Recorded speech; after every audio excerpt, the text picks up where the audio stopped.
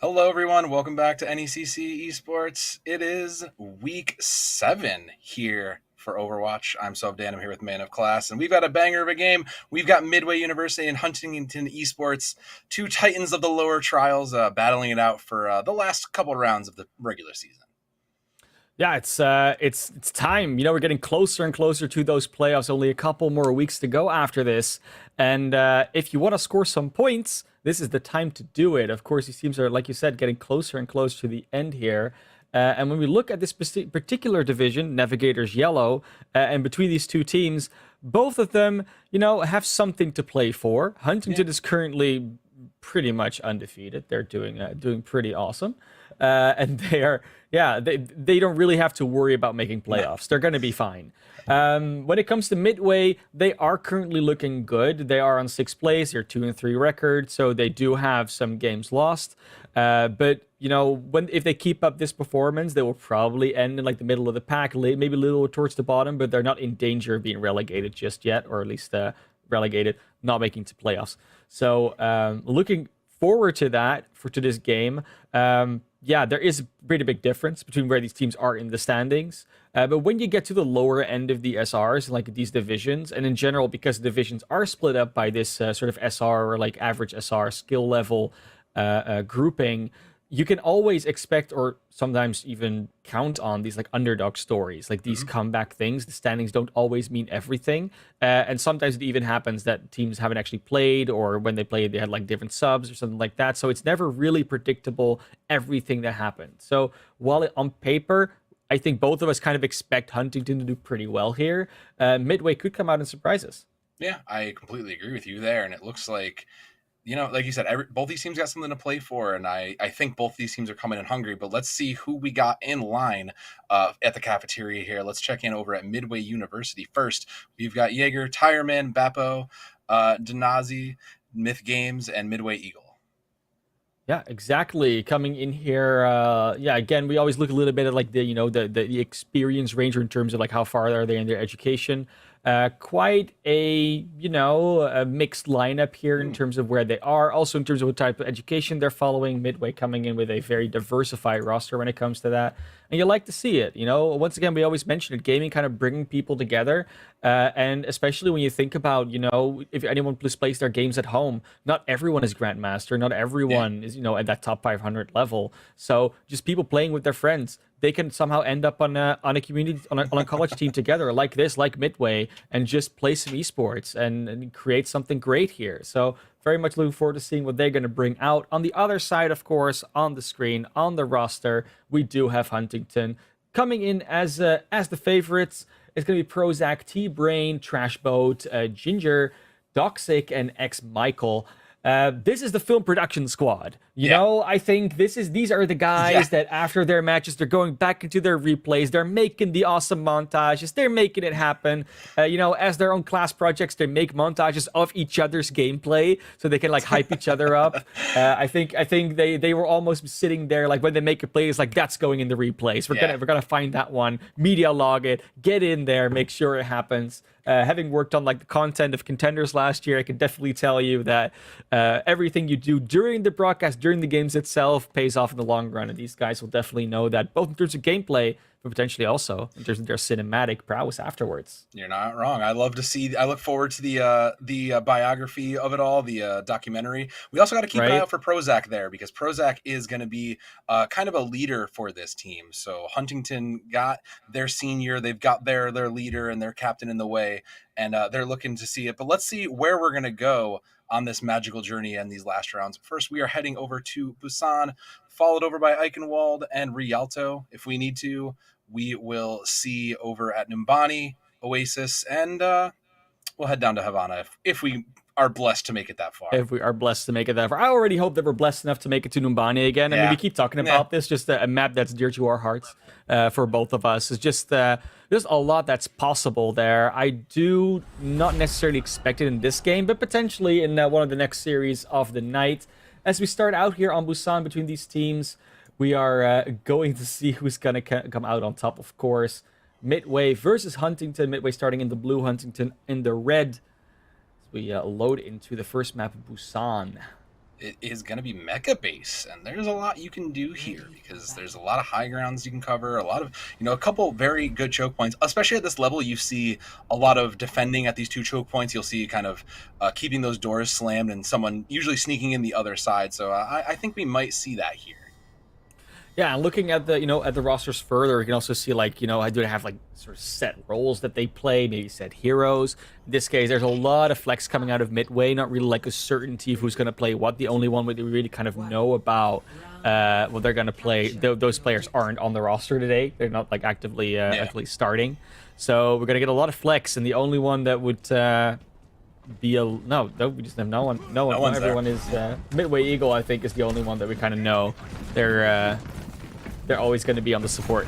Prozac going to go in and slam quickly, take out that Cassidy, and find a second to bring this up. And we said to keep an eye on Prozac, but we are literally going to have to keep an eye. Still looking for more and hungry, but the Rhine T-Brain comes through and picks up the rest of that. And before the point is even open, there goes the Mercy just to clean that up, and it will go the way of Huntington Esports.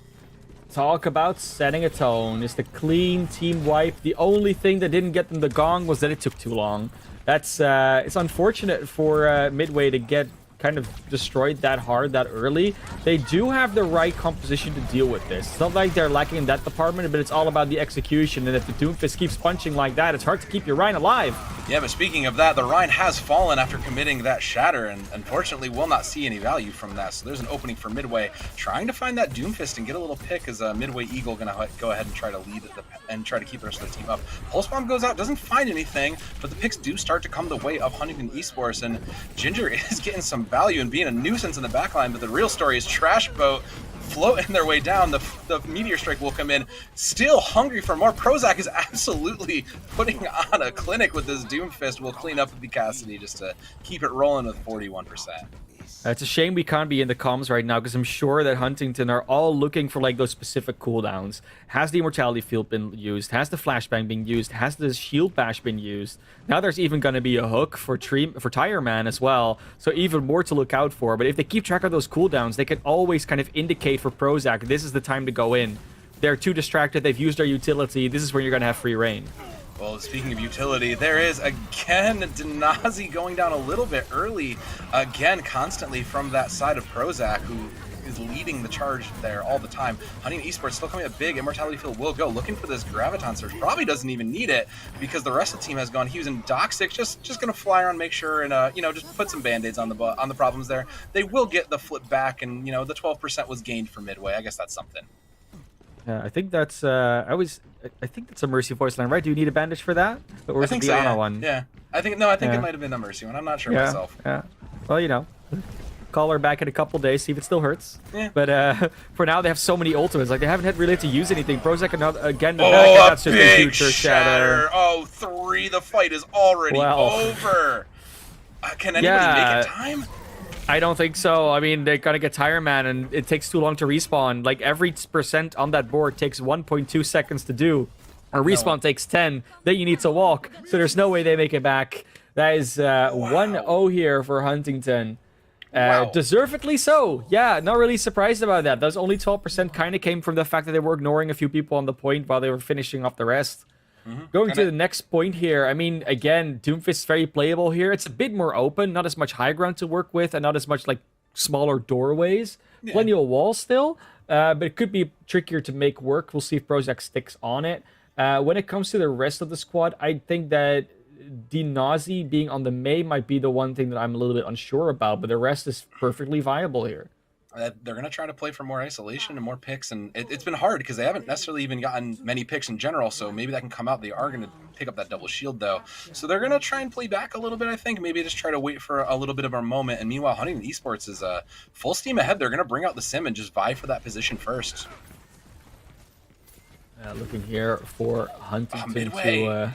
Early already. Yeah. Oh goodness, Huntington Esports is already set up, and I mean that push is done. They're just going to get the point here. It'll unlock in a few seconds, but there's the rest of it. Prozac goes in again, finds it with one piece of utility, and Dizzy finally gets punished, though. There's enough utility in the way to get there and get it out. The trades will come back, though, and Trashboat again, high charge is going in with that. They will res that back up, and again, they had control before the point even unlocked, but now it's just the cleanup, and Huntington Esports looking dominant here. The only reason Prozac kind of died there is because all of a sudden mid-area is like, oh, there's a Mei. I'm not going to punch a Mei because as soon as I punch her, it just goes into Ice Block and I don't get anything. So I tried to switch targets, didn't quite work out, and then you get disabled in the long run. But yeah, I mean, most of the time, Prozac at least getting one elimination, usually more than one. So looking to see what else they can do. Huntington going at it. They will throw that wall up there, not find anybody. The Reinhardt does get away. T-Brain is punished eventually, and Jaeger will fall in response. But again, Prozac goes in and finds some value on this Doomfist. They will commit this Photon Barrier, trying to keep themselves up and keep the point rolling. But Prozac, again, just showing up in the field constantly. Bappo will take a trip with the Reinhardt, but I think the damage is already done here. I mean, Esports continues to hold. It's kind of over before it already started. It's such a hard thing to do here for Midway. They have to try and find openings, and they haven't even gotten an ultimate online yet. Points at 50%. They're close to the high noon. And this is why I was like worried about the Mei, because you can slow things down if she can get on top of them finally. And the wall only really works if you're fighting in a place where they don't have a way around the wall, or you have to be like really precise with your timing, which they're just not. So this would be a location in which it can work. They have to be ready for this. No, they are not ready. The Shatter will catch one, but the rest of it will come down as the Doomfist continues to just have free reign, and Prozac wins the fight once again. But, you know, there's still time for one more fight here. So Midway has one chance. They've got two ultimates. That three, I'll make that three on the board. They can do this. There's a chance here. Yeah, for sure. Looking at 87% and counting. They can barely make it back. 86 is usually the cutoff, but they do look to make it maybe a little bit quicker. On the way there, though, Jaeger already out, and that is a tough loss because it's a lot of your DPS and one of your ultimates that was online. Prozac once again gets another. Just going to finish this one out, and unfortunately for Midway, this is just not their map.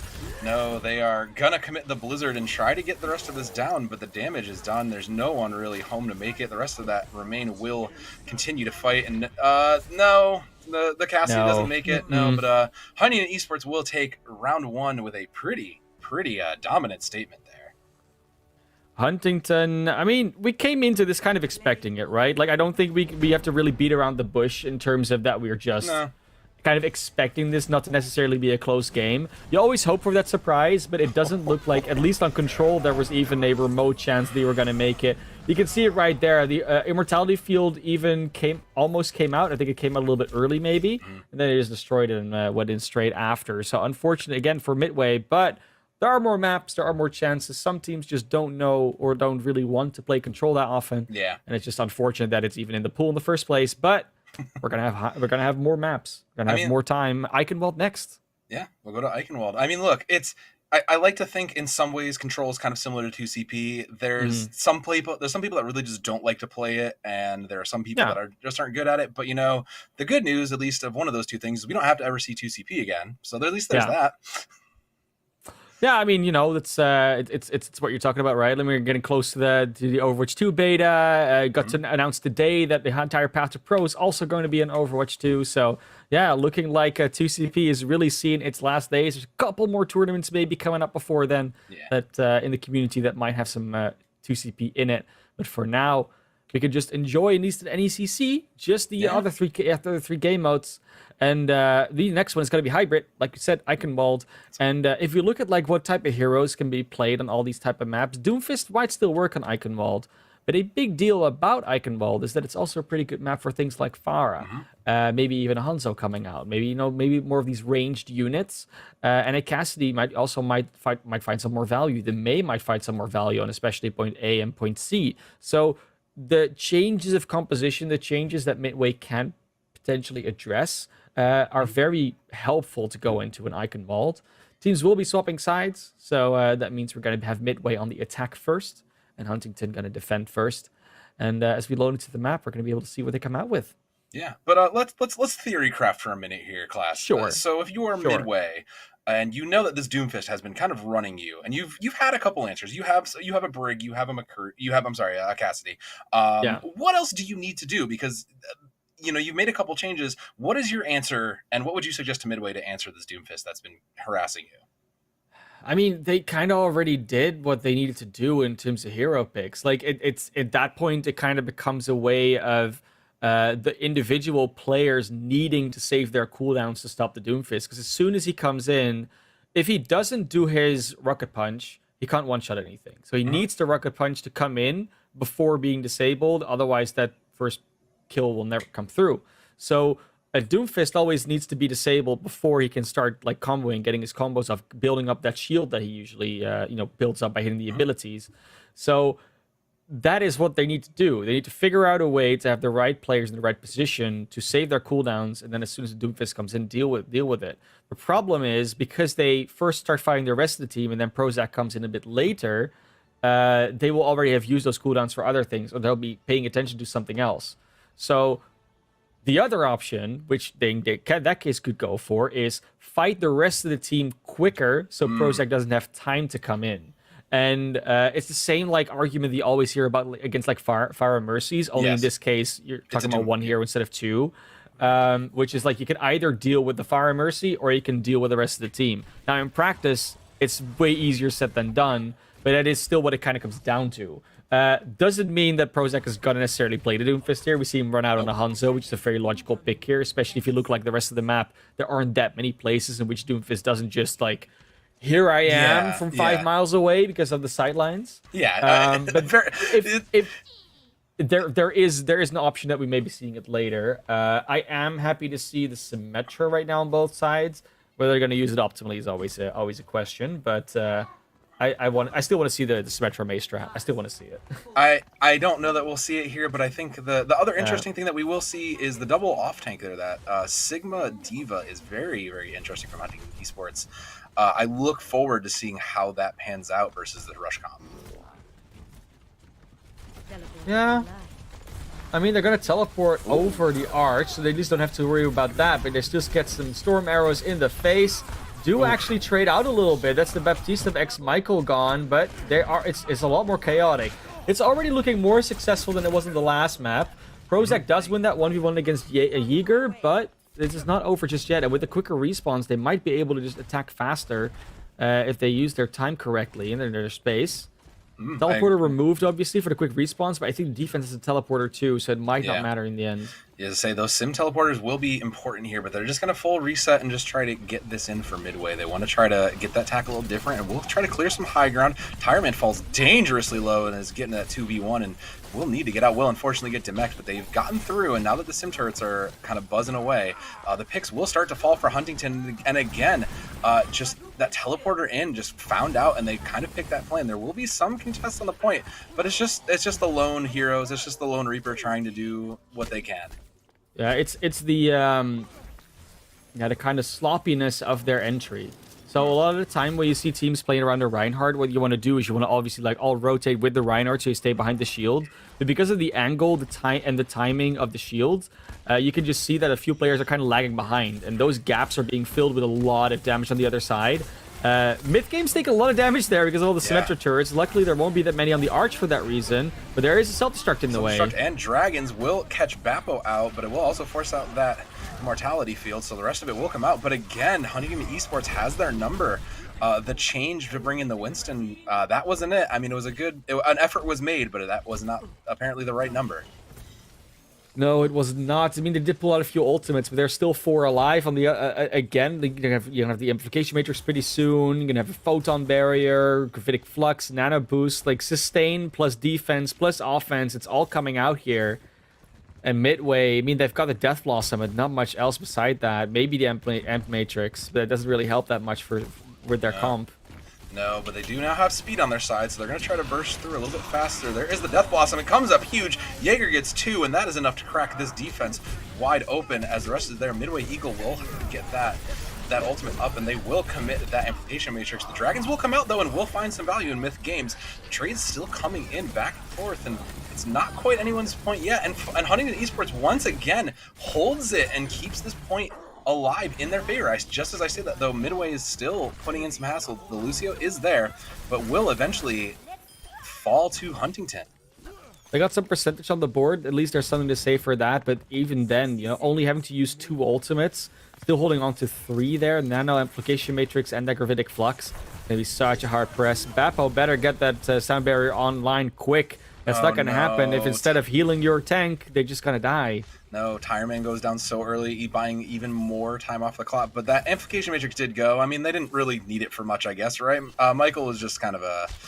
they had it, and Michael didn't really need it. They know he's there. They know he's there. They're trying. That's a display case in the ways, though. Displaying the Reaper's head very nicely, but not for killing, just for displaying.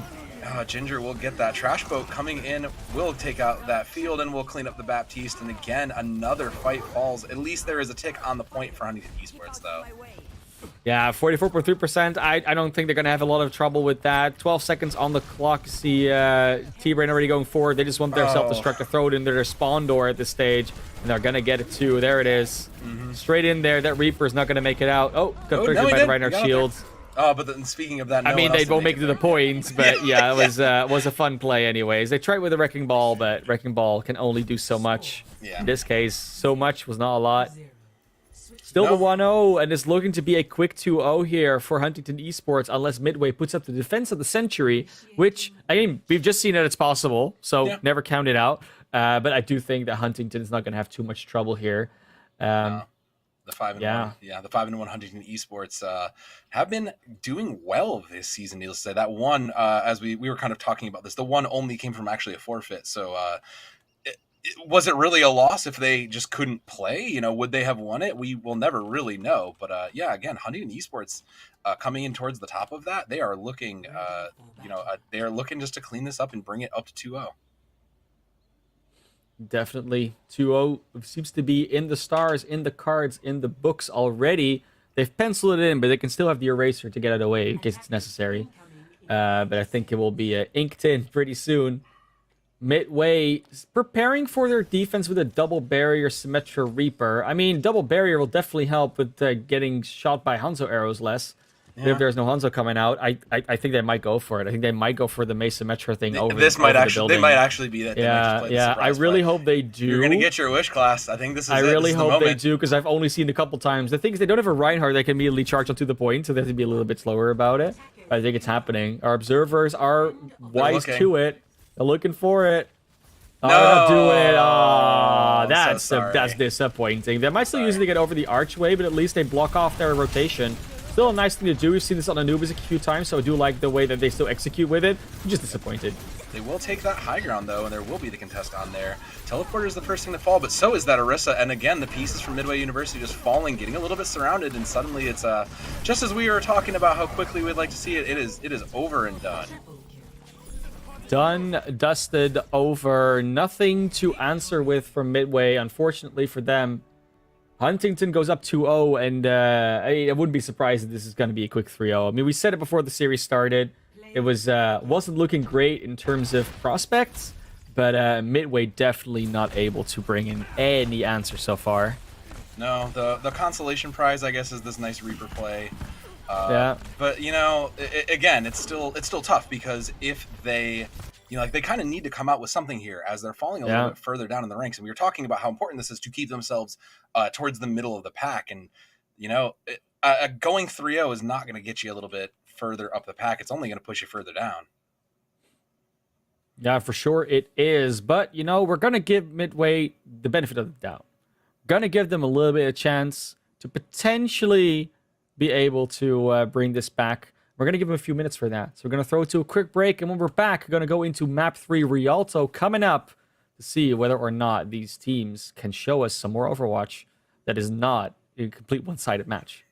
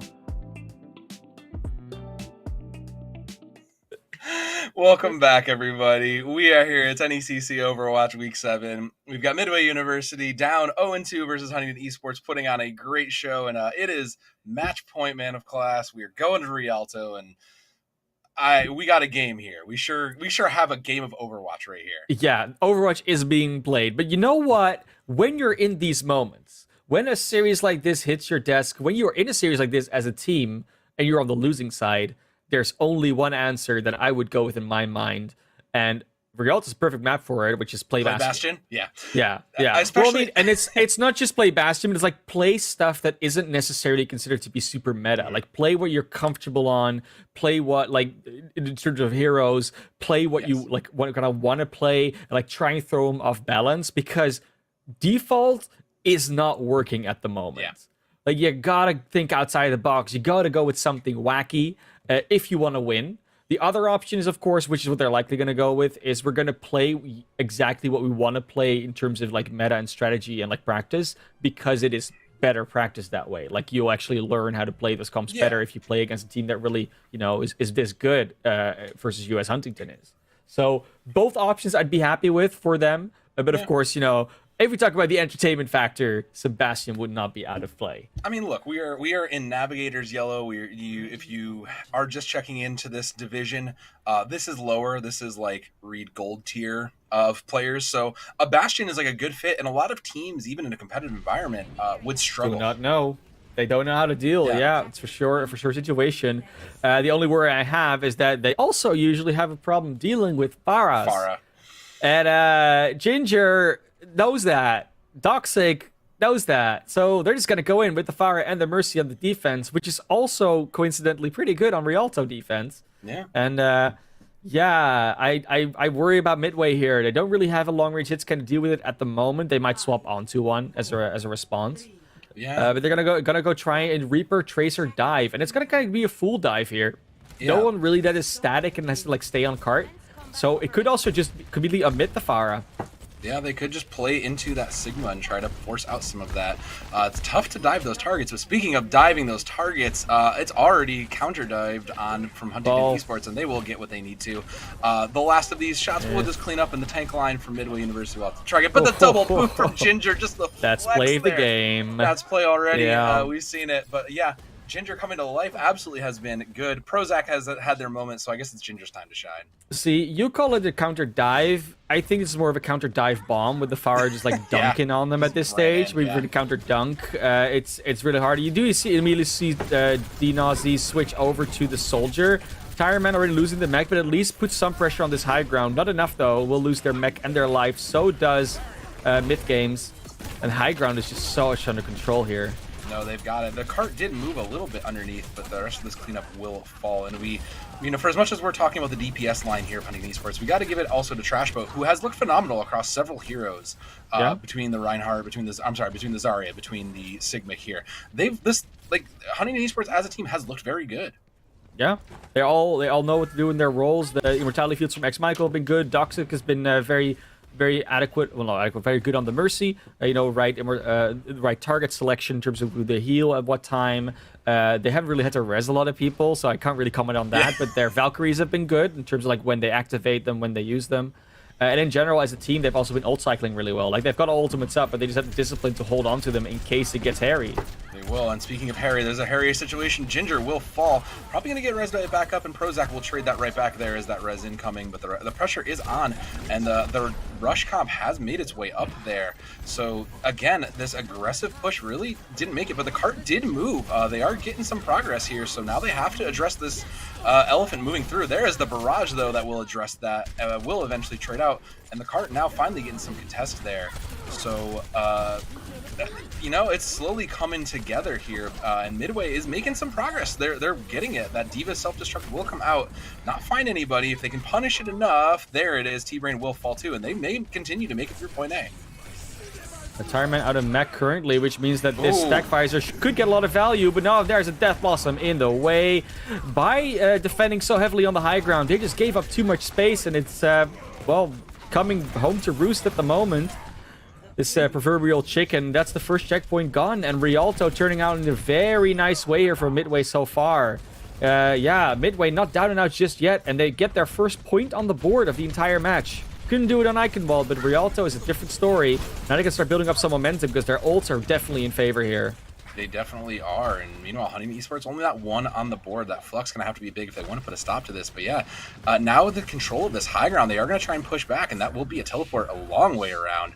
Might have been a little bit of a miss there, maybe just trying to get some picks, but they will continue to use that. And let's see what Midway University is going to throw at this. The Diva will fall sooner from Tire Man and will continue to get traded out. Huntington Esports getting grip on the control again, even though the card is continuing to move through this choke. The Reinhardt isolated and alone there, not really able to, with much help, and that will be Myth Games falling there.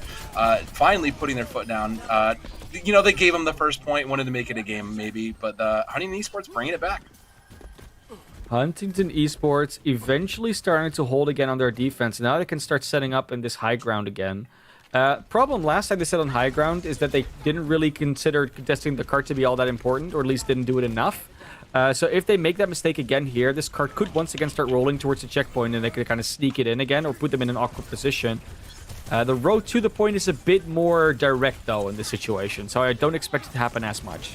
No, but there's a couple high grounds to contest. There's a high ground and a low ground to test, and Huntington Esports, with all of those tools there, will go. Midway Eagle going to commit that Coalescence to try and get some pressure out there, and they will force them off that high ground there suddenly.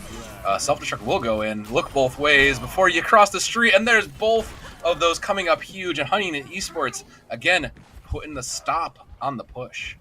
With all the mobility, and even the Reinhardt couldn't even hide from that self-destruct. That is potentially problematic, but, you know, they still have 2 minutes. They're okay. They have a bunch of ultimates in the bank as well that they didn't expend there.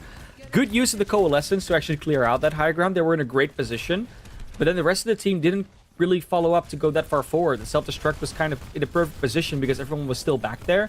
And I'm looking forward to seeing if they're potentially going to change that pacing and get everyone further forward now. Oh, the pin to take out the ulting soldier is unfortunate, but the shatter continues. It comes up huge, followed by the Death Blossom to bring it home. Those ultimates from Midway University coming up huge. They are not down and out for certain. And that's good thinking from them as well, because you know what your ultimate situation is your own. You know how much they've used and how much they probably have. They've been ult tracking, so you know they potentially have 1, maybe 2 ultimates on. So you can use 4 or 5 to just even the playing field again. Now they've both got 1. They do have 1, and Ginger will take 1 on the way out there, but the picks continue to fall for Midway. Again, just taking this aggressive stance, and D Nausea, speaking of aggressive coming in, just as that rolls over the line, we'll find 2 with that tactical visor. Going to try to look for a few more, but they're just continuing to keep this card rolling. Again, there's the 3rd for D Nausea, and Prozac trying to counter back with their own, but we'll have to get out of dodge for now. I'm going to try and get one of these players, whether it's the Soldier or the Baptiste, doing a lot of damage to both of them. And that's the Reinhardt with him as well for some protection. So that's great start. The payload start rolling. 2 minutes on the clock. They are dwindling in time a little bit. They did get stopped on B for a while. But it's still making pace, still making time. Ooh, manages to get out there. Yeager does manage to get there. Flux goes out, catches several. Can that follow up for anything big? No one comes out. The Reinhardt will start to fall, and Huntington Esports again in the 11th hour will finally look to settle and reset the clock here. Ginger still holding onto that Deadeye. May not need it now, but will definitely be impactful, along with the other 4 ultimates for Huntington Esports next fight. And just 2 fights after we talked about that ultimate situation, it's sort of completely flipped. Huntington has got almost all of them ready. Do lose Prozac here, but Yeager gets traded. No risk coming in, though. That's a numbers advantage here for Midway. Midway can start rolling again. Missing a support and a DPS is not good for the defense, but there's a lot of ultimates online. Ginger comes in for 2. Comes in for 2. Will immediately get traded out, though, and they still want to push. Midway still thinks they've got something. Self-destruct comes out. Can they avoid it? Yeah, they do for now. But it's a little too late. Less than a minute on the clock, and there's time for 1 more fight. Time for 1 more as Midway prepares to attack this. And now they're actually coming up to, again, 4 ultimates. It's Yeager, it's D Nausea, and both tanks, Entire Man and Myth Games, are going to have it ready. 1 good fight, maybe a contest if it's quick. But they're going to have to go into both support ultimates, Tech Visor, and most likely a Gravitic Flux to finish this one off. Oh, Eager goes down early, though, and that's a flanking visor coming out. Can they put the pressure on? DNazi will find some value, though, before finally getting silenced there. The rest of that is looking, though. Michael is going to keep those bullets firing. No healing required here. Cart is still kind of contested, though. Not really there. 15 seconds left. Still just pushing on. Prozac coming to life here, though. We'll find two. No visor needed. And they're just going to look to clean this up. There is going to be time just to get a touch in. The contest will carry over. And Bappo is going to try and make it just to keep this alive. We'll get there just as overtime rolls in, and the picks continue to fall for Huntington Esports. No one on Cart. Can anybody make it in time? Looks like no. And that's the small Eager things, right? Like they tried to rush in as like a rush comp team, but the shield dropped just too early, or the Reaper went in like just too far in front, so Eager got taken out. And if you missed that Death Blossom, it felt like that was something they wanted to play around, because the Death Blossom has always found a lot of value with the Shatter or just individually, and they just couldn't get that off. Like that particular player, that hero, that ultimate was missing from that fight, and that apparently threw too much of a wrench in their plans. At Midway, even though they can be a little bit flexible, it does seem like they really like to stick to those plans that they make. So unfortunately, they couldn't really get away with it this time around. But still, we've seen them do a lot better than we've seen on previous maps. Two points, 66.89 meters. It's not quite close to the last objective, but you know, it's a way there. So all they really have to do is kind of stop this Huntington Esports team before they get to B. And I think they'll be in a... Well, then they'll win, obviously. But that seems like a possible effort now all of a sudden.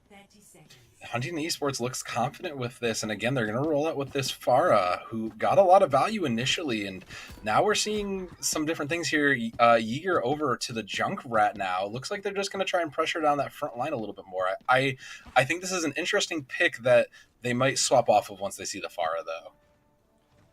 It's very possible that they will, but, you know, the Junkrat versus the Pharah, they can kind of get the same sort of value while DNazi actually deals with the Pharah and Jaeger, you know, Prozac tries to deal with the Junkrat. Like, they're kind of like counterparts in that situation. And because the Mercy is constantly with that Pharah, they do have that support advantage in terms of Bappo and Midway, and they have more mobility too. DNazi doesn't win the battle against Prozac, though. Will get taken out by the D.Va, so there is a bit of an equal trade in hit scan. That means that both Junkrat and Pharah are going to have way more fun together now.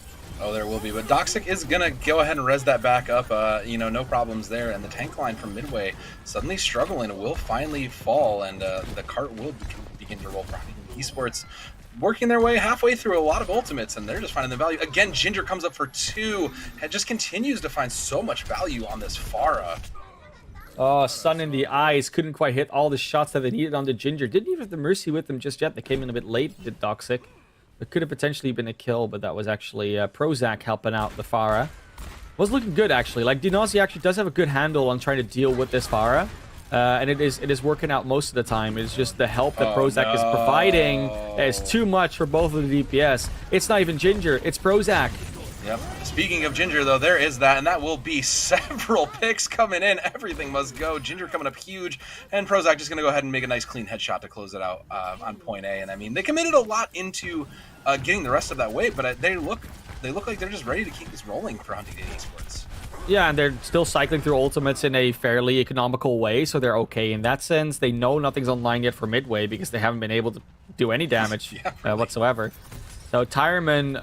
The only reason why Tireman actually has their ultimate online is because they've kind of been, I wouldn't say suicidal, but they've been going fairly aggressive into the enemy tank line, and then you just get a lot of damage off as D.Va. But they need to do a little bit more if they actually want to find some value here. Speaking of that value, though, Tireman is going in and will try to find some value, but Myth falls. That's one half of the tank line down. We'll get 2, though, with that self-destruct, and suddenly it's anybody's fight here.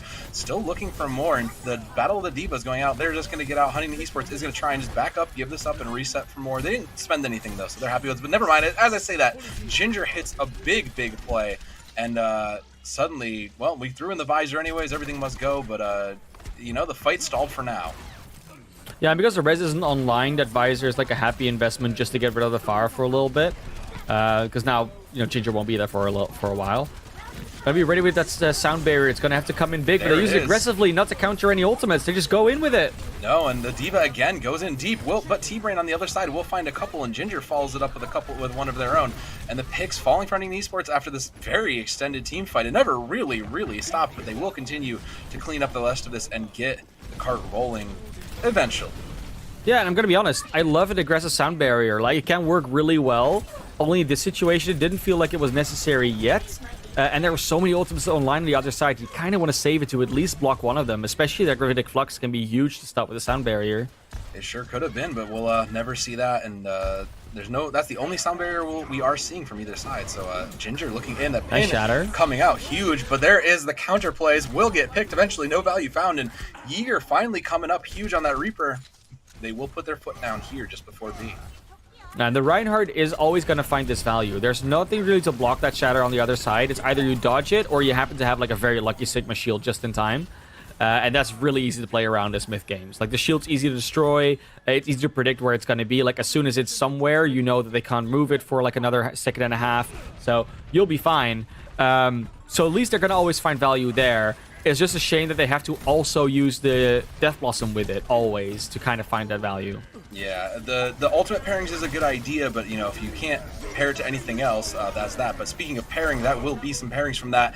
Prozac will find two from that. That big Sky Noon comes up huge, and the cart will continue to roll for Huntington. Got him. Sky Noon, one of the classic combos eventually. I mean, it's not as classic as Grav Dragon, but it's pretty close. Just because Sigma came out later. It's a new age classic. It's just because Sigma came out later. I don't think that's fair, but yeah, no, obviously it's how it works, you know? Yeah. Newer hero, newer pairing. It's what we do. You can be classic without being old. You can. You know? We call it a new classic, right? Yeah, but exactly. We'll see what Midway can put up for this last point of defense. Scart still has a little bit of a ways to go, but if you lose Tireman that early, you're gonna miss a big part of your defense. No self-destruct especially, but they still have that sound barrier from Bappo. Let's see if they're gonna use it aggressively again. I don't think they will, because they shouldn't really fight right now. They should just try and, you know, poke, wait it out. No, they need to poke that. They will poke that visor in there, though, and the value will try to get wrought. Just run past the shield and unfortunately punished right away. The self-destruct will go in to try to find some more value, and the ultimates are coming out for Midway. They know this is their moment. They need to stop this here. But the ultimates for the side of Huntington are Goss, and that will be Michael falling with one in hand. Continuing to trade those ultimates is just something that needs to go. There is the resurrection, and there is an amplification magic from one side. Do they respond in kind from Michael? Nothing there, but 5 ultimates for Huntington. Something's going to come out soon to keep this push alive. And Ginger, again, trying to buy for space and get some pressure down. Can't really get in for that barrage. But again, they're also just not getting any space, and Midway is holding this choke point. If you thought that Ginger was going to stop here, you thought wrong. They had the barrage ready. They want to probably concussion mine in and then just go for it. That's what they do. It's a predictable play, but it doesn't mean you can stop it on the other side. Don't get everyone, though. It's only 2 players, and the D.Va does get traded, but Ginger doesn't want to stop. They want to keep on going. They want to close this out. 2 minutes on the clock, but they don't want to wait that long. No, just the tank line from Midway and 1 remaining. That'll be the High Noon out. No shield in sight, and just the lone D.Va pilot trying to hide from that shot. But Ginger's just going to steal the spotlight one last moment, and there is going to be a last-second contest, but I don't think there will be too much left here for the side of Midway. And I think that's going to be all she wrote, Man of Class. Good shatter. Big shatter. No, the amplification matrix is good, though. Comes out, and Prozac and Michael will come up, and that is all she wrote. Huntington Esports closes out Rialto and keeps it 3-0. Yeah, that almost turned into something good. Unfortunately, they kept losing either Yeager or their Reinhardt too early, and that shatter was... I mean, it's been such a good play for them, especially because there's no really like a block on the other side for it. And it almost saved them again. That shatter came in there. It almost stopped them. The self-destruct was even blocked by the shield, but they just couldn't get close to the card in time because of the Cassidy flashbang. Yeah. Unfortunate for Midway, but a much better showing on that third map. Very happy that they were able to put that up to at least make it a little bit closer, because those first 2 maps were unfortunately not as close. But Midway, you know, I think they can get a lot out of the VOD review for this, and that's a good thing for them. They can show up a lot better in the coming weeks, and potentially even in playoffs as well. Huntington continuing their dominance, now in a 7-0 record. I think they might actually be the team that so far has done the best out of all conferences and divisions. I think they are. That's so, yeah, I mean, obviously, it's also because some of them haven't played all their matches yet, games, but...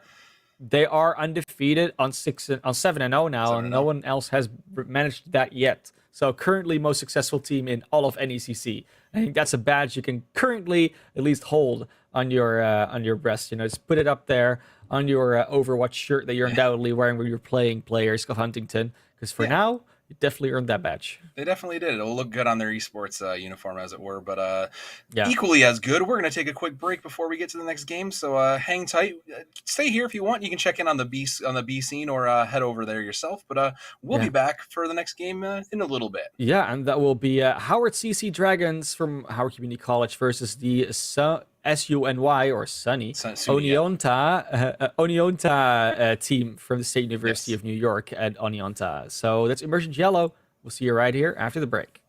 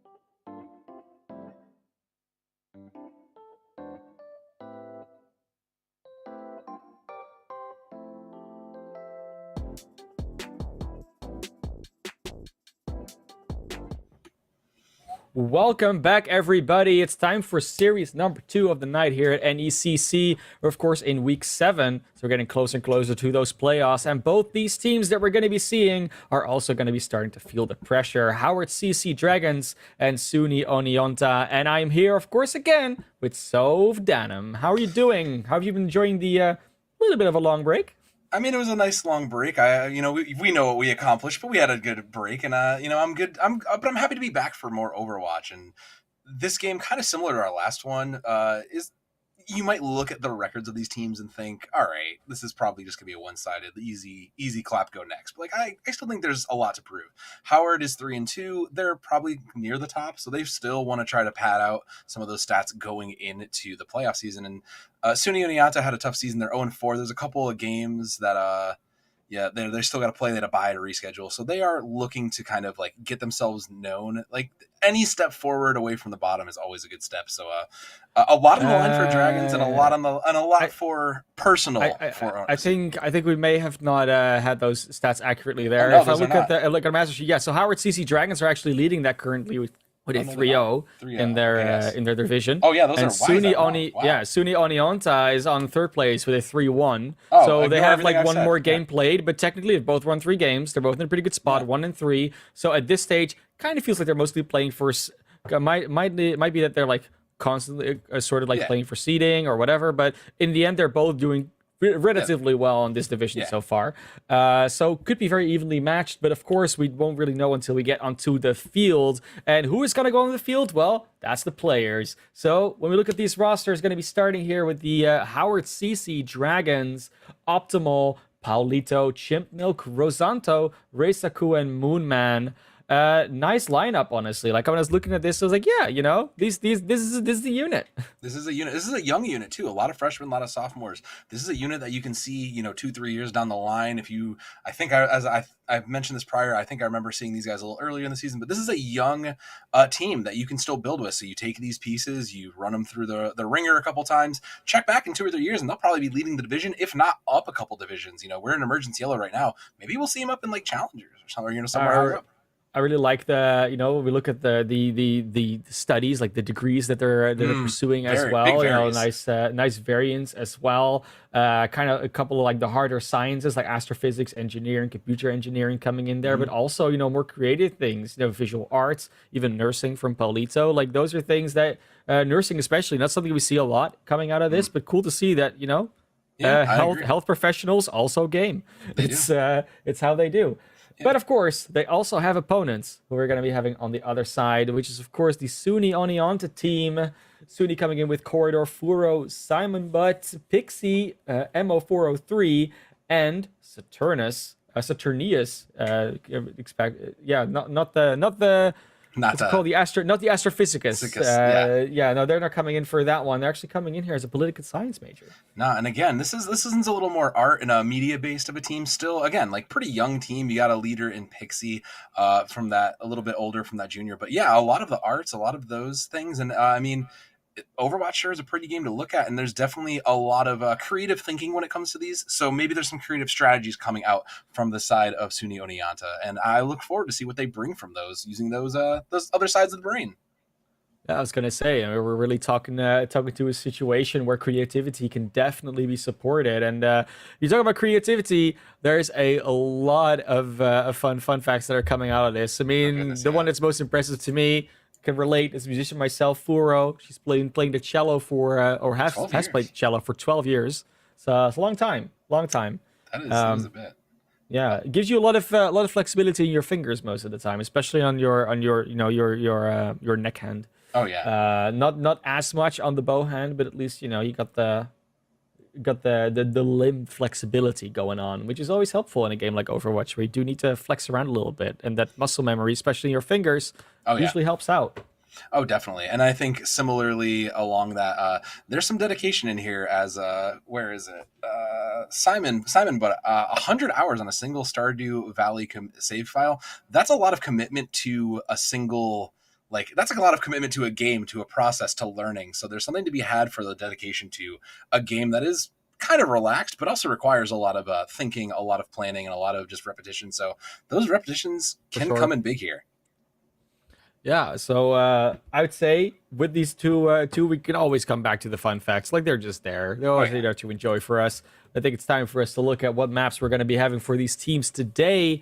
It's going to be the same maps as last series, but it's been a while since we played that one. So let's just go back and see what we got. We got Busan, Eichenwald, Rialto. Potentially, we're going to also go to Numbani, then Oasis. If you really, really need that tiebreaker. If there's a draw anywhere, we might actually be going to Havana to end it up on. But of course, starting on Control, as we're so used to, all the way to Korea. You know, nice and culturally diverse as Overwatch is, and Korea is definitely a part of that. We're definitely going to see a lot of the world, and hopefully, I know we'll say it a million times, I'll say it again, you and I would both love to see Numbani and travel south of the equator, but maybe we'll get lucky and go to that. But Busan's, you know, good variety of skill required, good variety of comps you can see.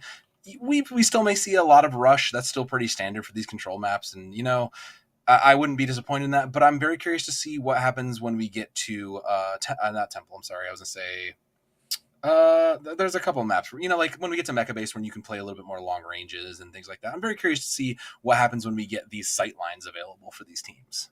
Yeah, it's always a bit of a question mark, right? Will they bring out some snipers? Like, Hanzos are not that uncommon, but it is sometimes a bit lacking in terms of like the Ashe and the Widowmaker department.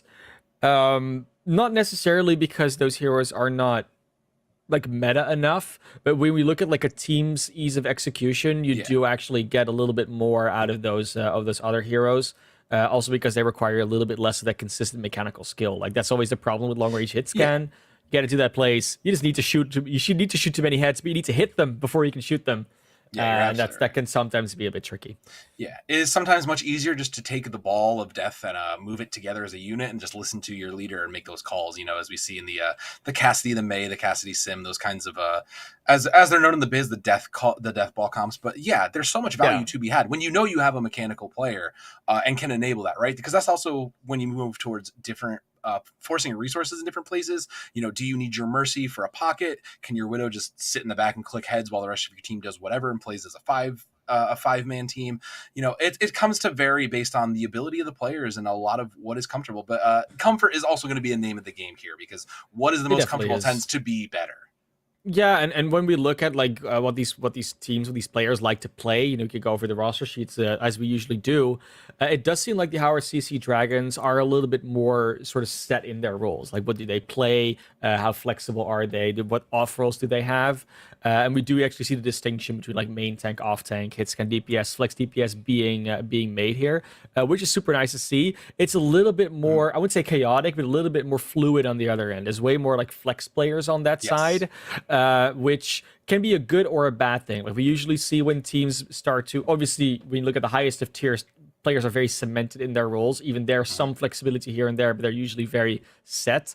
And that's not really the case when you go to lower tiers a lot of the time. Like a lot of these players will have like, I kind of play everything. Yeah. That's usually a bit of a lie. I mean, they will play it, but they might not really be good at it. Yeah. But there is definitely a lot of precedent for like DPS also being good on support. Like, the exchange between Ana and Baptiste and like Soldier and Cassidy is a very fluid transition, Yeah. The same thing goes for like some tank, like, I don't know, like Reinhardt and Brigitte. Like, it's not the same thing, but it's that transition that goes really well. So flex is possible, definitely very possible to a degree. And I think depending on which heroes are going to be necessary, required, or wanted to be played, we might see some switches, maybe in roles or even just in general come out from these players. I would have been very excited to see like Blue Light go up against Optimal. Yeah. Unfortunately, Blue Light wasn't in the starting lineup, so we might see him later. I think Optimal, I don't remember actually whether they were in it or not. We just saw it. They were there, I believe. They were there. Okay, they had a very good. Yeah, they were being played very well in the hit scan. Yeah, because they're both listed as like a particular hit scan DPS. So we're talking about those snipers. That could have been a fun one, just like the Widow matchups or something like that. It would be really dope. So it's like jumping. Yeah. But I mean, we could talk about this all day, but we don't even have our teams yet, so we're gonna hang tight, take a quick break while we get the rest of the players in, and we'll get this game rolling as soon as we can.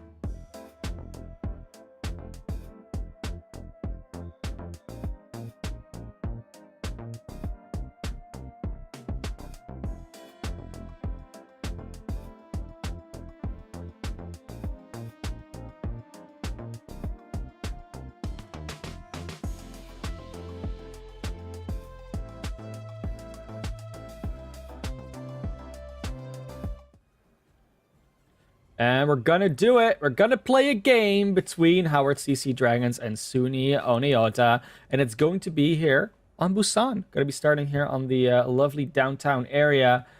Howard CC in the blue, Suni Oniota in the red. I'm still man of class, still here with Sove, and yeah, we're gonna be starting here. What are you thinking? I mean, look at the beautiful downtown sightlines. Like, how can you not want to just hang on rooftops and try to put some bullets into some opposing red players? Like, this is a good place for that. But the Howard Dragons on the other side think they want to win this Reaper, this Cyber comp here. If my memory serves me correctly, they pulled this out in like map 5 of one of the last games I saw them, and they were very, very successful with it. So I think they will look to kind of copy that over to here. And meanwhile, Sunio and Ianta, they just want to brawl. They just want to run at things. The double like main healer, the Baptiste Moira, is very interesting. It tells me they are it tells me they don't value speed, but we'll see if that comes back to bite them when we get into the fight. They can take a bit more damage, but it will also charge enemy ultimates. You know, this is what it is. At least we do know that Sunio and Ianta is going to make it to the point first. It makes sense. They want to bunker a little bit more, of course. Yeah. Optimal trying to poke a little bit away, trying to get the hack off on the Baptiste will do that. They'll get eliminated, and that is a good start to go, but the Moira still outputting a lot of healing. Not enough, though, for the Reaper, Simon, but this is going to be a very, very good start here for the Howard CC Dragons as they jump in. The Winston just squashing Furo together with his Reaper. A little bit of a trade back from Saturnius, but that's not going to hold them off for long. This first cap going to Howard CC Dragons. Great patience from the Dragons. These last cleanups just going to be the remainder, but great patience. They were looking and waiting for a mistake to be made. They were waiting for the right moment to kind of take these short dives onto, and they're rewarded for it. Optimal already 90% to an EMP. All it'll take is just a minute, and this second fight is already theirs. So keep an eye on that. But Saturnus's Shatter is probably going to be their opening point. So if they can find some value on that with that Reinhardt, that's going to be their key to get in this next fight. Going to be a tricky follow-up. If you get EMP first, though, he has to be quick about it. Optimal's almost ready with that one. Saturnius looking for the angle, though. The bubble in the way, but it's finally potentially going to be able to do it. Shatters the Moira with Coalescence, but there's the EMP. It's big. 6. It hits everybody, and the Reaper's going to town. Reisaku just having a blast there, blasting them away with the Death Blossom, and that is going to be another clean fight win. Maybe a few ultimates invested, but they do get the win. Yeah, Moonman threw in the Primal just to kind of make sure everything cleaned up, and you might want that back, but you know, you do have this self-destruct. Rosanto is going to have that, and you have a defensive, so Paulito is going to stop likely this Blizzard when it comes down, and Sudioniata is going to have to try to put some pressure with that there, so make sure it doesn't get eaten. Make sure you watch yourselves in this dive, because there's plenty of targets that can fall to Moonman entering quickly onto you, and they are going to push right on. I would be surprised if they're not going to be able to have the ultimates to win this out. Another Coalescence from Furo quickly charged.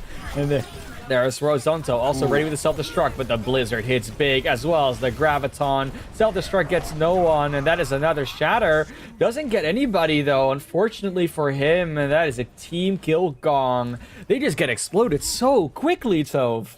Yeah, the Dragons are doing just that. They're exploding a little bit faster. They're calling up those targets and isolating a little bit better. And Optimal is going to have this EMP, so we could almost just look to that and just keep an eye on Optimal to close this out. There's only 5% left, and Optimals might even just hit them before they even get close. I think the Winston might make it there. I think he did. It's another big EMP. Only hits 3 this time, but it's still enough to take out the Baptiste before he can ult.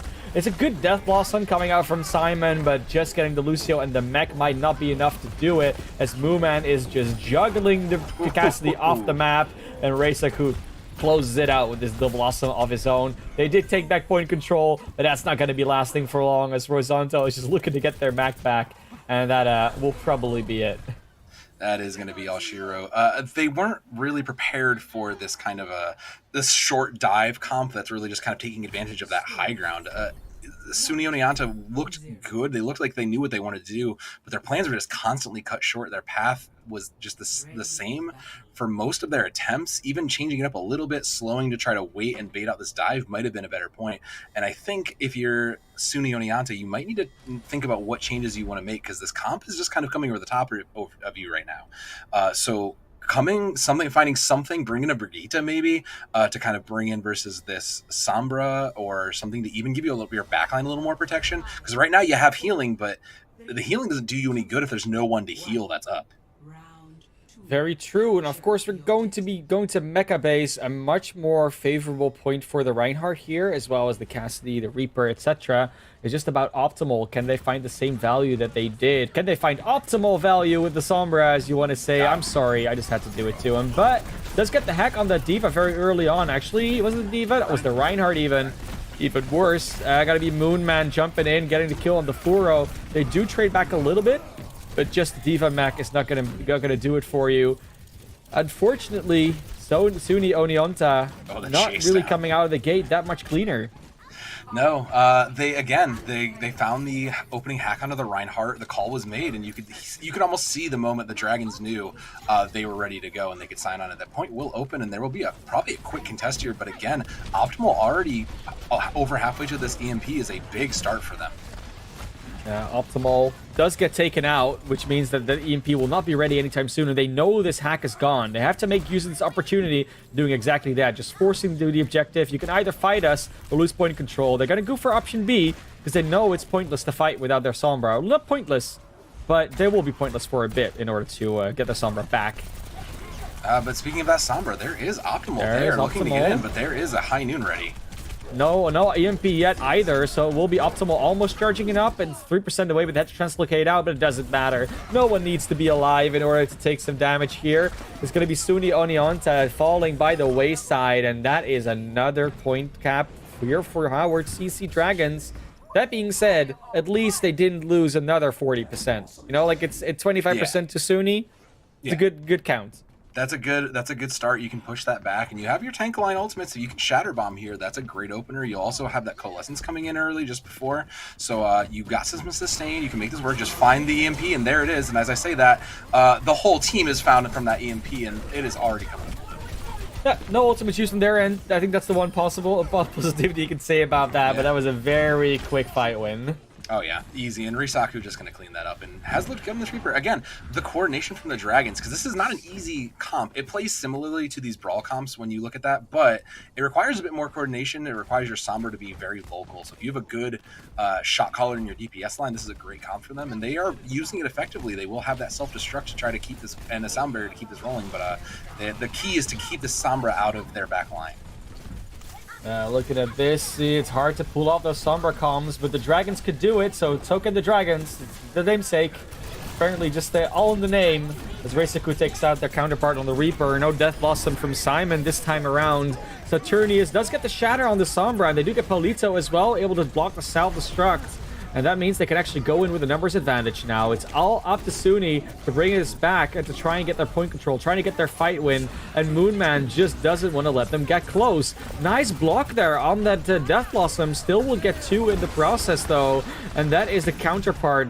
Sound Barrier tries to stop it, but in the end, it is still the CC Dragons that just get on top of everybody all the time. They're the ones that come out on top. 2-0 on Busan, 1-0 in the series. Just a dominant looking performance from the Dragons. They knew exactly what comp they wanted to play. Their calls were effective. You could see it in there. And Suni Onionta tried to make those changes to come in and saw it and bring it. You saw the Lucio come in for their side, but yeah, that great sound barrier. I mean, we're seeing the kill feed light up for that, but really Paulito kept them alive through that. And that's again, like, that's a moment you're looking for from your team. You know, if every single member of your team can do their job effectively, if the calls are coming through, that leads you to success. And the Dragons have had that. Meanwhile, on the other side, Suni Onionta, they've kind of struggled. They've tried to run what they felt comfortable with and tried to force it and just kind of been met halfway. They probably haven't scrimmed up against this comp a lot. So now you got to stop and take the break and think, all right, what do we need to do to combat this? Maybe we bring in the Brigitte. I liked the Lucio change. That's a good start, but you maybe need to go even harder and just go full Brigitte, full Cassidy, and bring in some more stuns. Yeah, it's always, I think it's the same thing we talked about last series with the Doomfist, right? Like, you have to make that choice. What do we commit to? What do we try to make our win condition? And in this situation, I mean, they went for something, but control, it's just not enough time to properly adapt most of the time, right? Like, you need to already know what you're going to switch to if they run this or that. And if you experiment a little, it just takes too much time, unfortunately. But coming map types are not control. We only get to control if we get to map 6. So currently they don't have to worry about that for a little bit. And that's a good thing, because that means they're going to have more time on every single other map. And the next one is Eichenwalde. Downside of it, pretty good Sombra map. You can definitely run Sombra there quite well. Yeah, I don't see a reason for the Dragons to change anything. Like, they've had success. The Sombra's still Mm-hmm. good here. You might swap off if there's a Pharah in the sky, if you just can't really get the value. But I also wouldn't put it past them to still find a way to get the value there. Meanwhile, for Sunio Nianta, they can, this is the chance. Change it up. You're not in control anymore. So let's see what else you've got. Like, do you have a bird of your own? Maybe you've got a double shield comp that can work out here. You have a little more options. So this is your chance to like flex those out. Yeah, for sure. A lot of possibilities, a lot of options, a lot of things in the works here for this Suni Oneonta team. And as we're gonna go to Eichenwalde, like, yeah, sure, we're gonna be seeing some fire potentially. Gonna see some Mei Hanzo. Yeah. Like, there's a lot of things you could do. We saw a lot of Symmetra played there earlier, which could also be a possibility. And then what I always wonder about is, but how well is that gonna translate to the rest of the map? Like, a lot of the time, like, a Pharah, it works well on point A, but it doesn't work as well on point B, and it definitely loses a lot of value on point C because of the limited skybox. So, like, there's a ceiling, you're inside of a castle. So many options here for both of these teams, but what is the thing that you're actually going to go for? It comes down to comfort. Yeah, it comes down to comfort. Pure and simple, Yeah. It also comes down to how is the rest of your team feeling about this, for the Dragons. I do know that if my memory serves me correctly, and my memory's not great, but I think I can remember things. I do believe they have a Pharah there, so it's very possible they play it just for A and then move off. But like you said, there's value to be had, and the Dragons, they feel the value is in everything they've done right so far. Meanwhile, on the other side, Sony Oneonta, there is a change I was looking forward to seeing. This double bubble is going to be an interesting. Double flyers could definitely go a bit of distance. Someone might give that off, but I'm not going to say anything about this yet because there's that. But I do like these changes. I think keeping something in the air versus this comp is going to do them a lot more of an advantage. There's just all you have to worry about is that Diva, who's really going to get in your face. If you fly a little too low, Optimal can get you. But I think that's a risk you're willing to take if you're Sunio Nianta. I think I'm feeling something in the air tonight as we're going to see the bubble flyers come out on the side of Sunio Oneonta, and they're going to be flying higher than the dragons, which is not something you see in nature most often, insofar as you ever see dragons in nature. Simon, Bud, and Corridor, they're still not out, and they don't have a Mercy to fly with them either, so that's something that is to be considered. I was going to say, the Lucia Moira is an interesting thing for that, because now there's no support for that, so you just have to kind of tell them to play very passively, and it's not necessarily going to get you a lot of value. Speaking of that, Simon Butt will fall, and that's what I'm talking about. It's a little too passive. There's no healing, there's no escape in case that goes wrong. Yeah, I don't know. It felt like Simon Butt was maybe just jumping on them a bit too hard. I don't know. This is what happens. They're going to chase it down nice and clean. Optimal trying to get some more ult charge. Already up to a full ultimate here, so...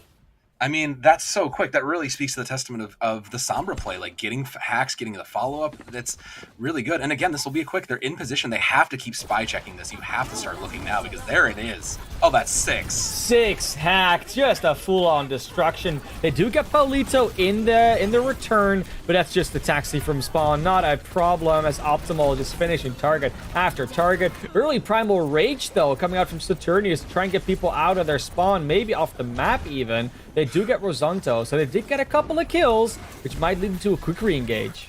Yeah, this is their chance. If they're gonna have it, this is the chance. And with another kill going their way, they're gonna push now. And I like this. Yeah. This is the aggressive play they need to take. They have to wait for Reisaku, though. I think Reisaku might have teleported behind them. The Sound Barrier even comes out from the attack to try and get this going faster. And they do get that going. Optimal close to another EMP, but does get rocketed, so have to translocate away. We have the stalling Primal Rage from Moonman going on. Corridor trying to flee towards a health pack, or at least away from the enemy, but will live through this. Looking for a place to barrage, but there's a self-destruct from Rosanto. Both the Echo and the Fire do dodge it, and there's the first ultimate. There's also the duplicate coming out from Simon. It's always hard to find the icon when they're in it. But Death Blossom trades back, though. It's another 2, and Reisaku is back on fire. But it's another primal from Simon. From Saturnius. That's a second one in like a minute. That's ridiculous. And with still the primal raging Winston from Simon as well. They're looking to be in the numbers and the health advantage. It's a Reaper and a Lucio on the other side. They are looking to potentially turn ranges back, clean this up. And a Reaper versus a Rodok and a Winston. It's always going to have a good time unless he gets hooked. Cleanup is still trying to happen, but that's a sound barrier, so... Again, just another Paulito is keeping this team alive. They are continuing to stall us out. That hook closing off Optimal, and that may be the door opener they need. It might be Pixie just going for the full Ho-Ha carry, so much health, so much power, so much hook potential. But Pixie looking for another one, gets the wins this time around, but Moonman still with plenty of health left, and Optimal's coming in with another EMP. Luckily, it won't block the sound barrier. That's already been used, but it's gonna come out big. 1, 2, 3. No, Optimal dies before they can use it. They didn't even click the button. I thought that might have been canceled, but that's not even the case. And this is another hook for Reisaku. Doesn't even get to come back in. The Coalescence gets 2, though. Simon and Mo both taken out, and this is just continuous fighting on the objective. You almost wonder whether Suni should have maybe reset, but they keep just getting just enough to keep on playing, and with 38 seconds left, they need to start finding a little bit more, and they just don't. They don't. Every time it looks winnable, something happens and changes it up a little bit. But they just keep throwing everything at the wall. Optimal still holding onto that EMP. They'll finally get a reprieve. But Optimal, like, they burnt 2 to 3 minutes off the clock. Optimal and Reisaku have those DPS ults. It is kind of in the book unless Corridor can hit this huge barrage. But Optimal's hiding. They have to start for him. They have to start looking and making sure they can figure out where they are. They're not doing it, though. There it is. 3 hacked, and that is 1 support ult gone. That's a second support gone. That's a tank gone. The barrage gets absolutely nothing, and that is going to be time ticking down. First round over. And Suni, they looked a little bit okay there on Busan. They almost had it, that first point on Eichenwald, but they don't even get a tick in the end. There was a little bit more discipline needed, because you mentioned it. There was some point in the middle of those fights you needed to stop and say, okay, let's save ults, let's regroup. We burned so much time off the clock, we haven't gotten any value. They didn't even get the tick. They didn't even get that first tick. They got probably to 27 to 30%, but the bigger problem was that they committed almost everything the instant they got it, and it was a wave of we can make this work, we can't, and unfortunately they never got there. So a little bit more discipline might have worked out in their favor, and instead now they have to just sit here and hold this out. And we've seen changes come through for Suni Oneonta, and I don't think we can predict what they are going to bring out here. And they're looking at the full rush with a Junkrat as a defense here.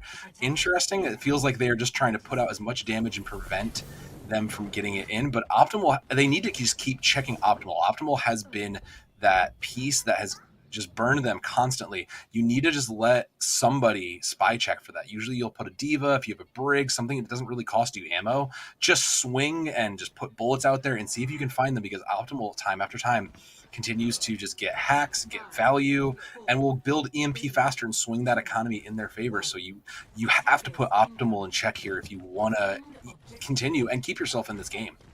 A really good option usually would be a diva, just to constantly spy check or something like that, but they're just going to go for the full-on spam defense. It is the Junkrat, it's the Cassidy, it's a lot of Zarya Rein. It's going to be hard to get through this choke, especially if you don't really have anything to get past it, other than a Winston and a Reaper that can like teleport past it, and maybe a diva can fly. Like, they can get past it fairly easily, but you still have a Junkrat to deal with.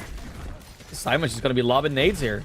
I mean, uncontested in the back, they finally will get it, and they'll get a pick from Chip Milk, and that, again, is just going to stall this up. This is exactly what you're looking for. You're causing just enough disruption, getting enough value to slow up these pushes, and considering you have to... I'm sorry, they did get a point there. So you still have to stall 3 minutes to get a full hold here. So continue to keep these angles in check, keep an eye on Optimal, and that's going to be a win condition for you, because your Corridor already basically has Deadeye. Already is looking in a good spot to lead this open, but this brawl is going to be tough. Brawl is not always the answer. In this case, it's doing pretty well, and Simon and Corridor already find 2 together. Paulito can jump around all they want, but eventually you're going to get found by a Cassidy or a Hammer. Maybe a Fan the Hammer. That would be a perfect combination of that.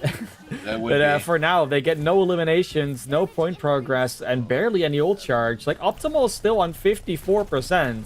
That is very suboptimal and very uncharacteristic of Optimal. Of course, the advantage is that you don't really need more than 1 EMP, because 1 EMP can just win them everything, but still have to charge it. Yeah, they have to get there, but this War of Attrition is working for Suni Oneonta now. And speaking of that attrition, that's a shatter and a pin for everything. Nicely done, as they do get another double kill straight away, including the mech. Immortality Field was used, is being deleted. But I mean, just dealing the immortality field's not going to win you a fight. Corridor going ridiculously low, but will survive as Optimal finally charges up that EMP. That's the win con here, right? And they're deep. They've lost track of them. So now if Optimal can get at least 2 or 3, maybe shut down this tire before it goes out or knock that immortality field out, they'll be in a good spot to win this and crack this open. Paulito's sound barrier is going to be open in the beginning of this fight too. Now they're finally checking. They're looking. They know it's coming.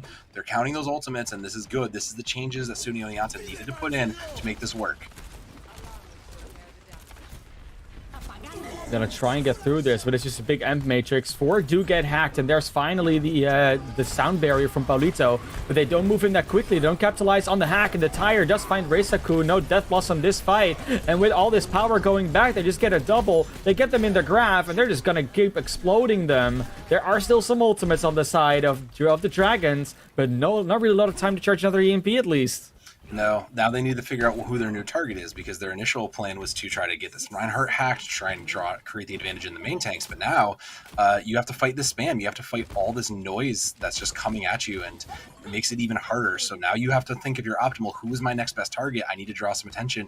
Look at the back line. See if you can draw some attention there. Make Furo move, make Mo get out there, and that's exactly that. Pixie has found them out, though, and no value will be had, but they did force them back a little bit, and that'll buy an entry.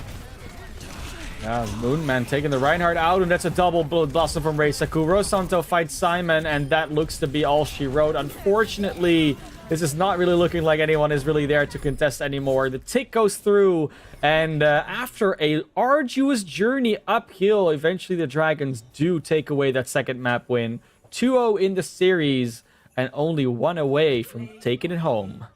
A little bit of a speed bump from the side of Sunio Onyata, but you like to see that. You like to see these adaptions and these plays. And yeah. Simon, but on this Roadhog, on this Junkrat, looked very good, put in some great work, and it was a good counter to what was going on from the Dragons. But the Dragons just needed to make the few changes they can get. They changed their target calling, they changed their positioning a little bit, they were a little more patient, and suddenly they cracked it wide open again. So good attempts made. I think you need to bring it back to the board, take a minute and think, what do we need to do versus this comp? Because there's something we're not quite getting to keep success. They were looking good at the initial start. They were holding that choke down. They were finding picks, and they were limiting Optimal. And that's exactly what you need to do to kind of stop this comp. The Sombra is a very key piece in this particular comp. So keeping Optimal in check is, again, going to be the arduous task they have to do if they want to stay alive in the series. They did it well on defense, but they have to find a way to do it on offense too. Mm-hmm. And of course, we're going to go to Rialto next, a little bit more of an open map as opposed to Icon Vault, especially, Icon Vault is as well on point B, not so much on point A. But of course, they have some time to think about it, some time to discuss it, some time to prepare. So we're going to go to a quick break, and when we come back, we potentially can see the straight culmination of the series, but maybe even a comeback.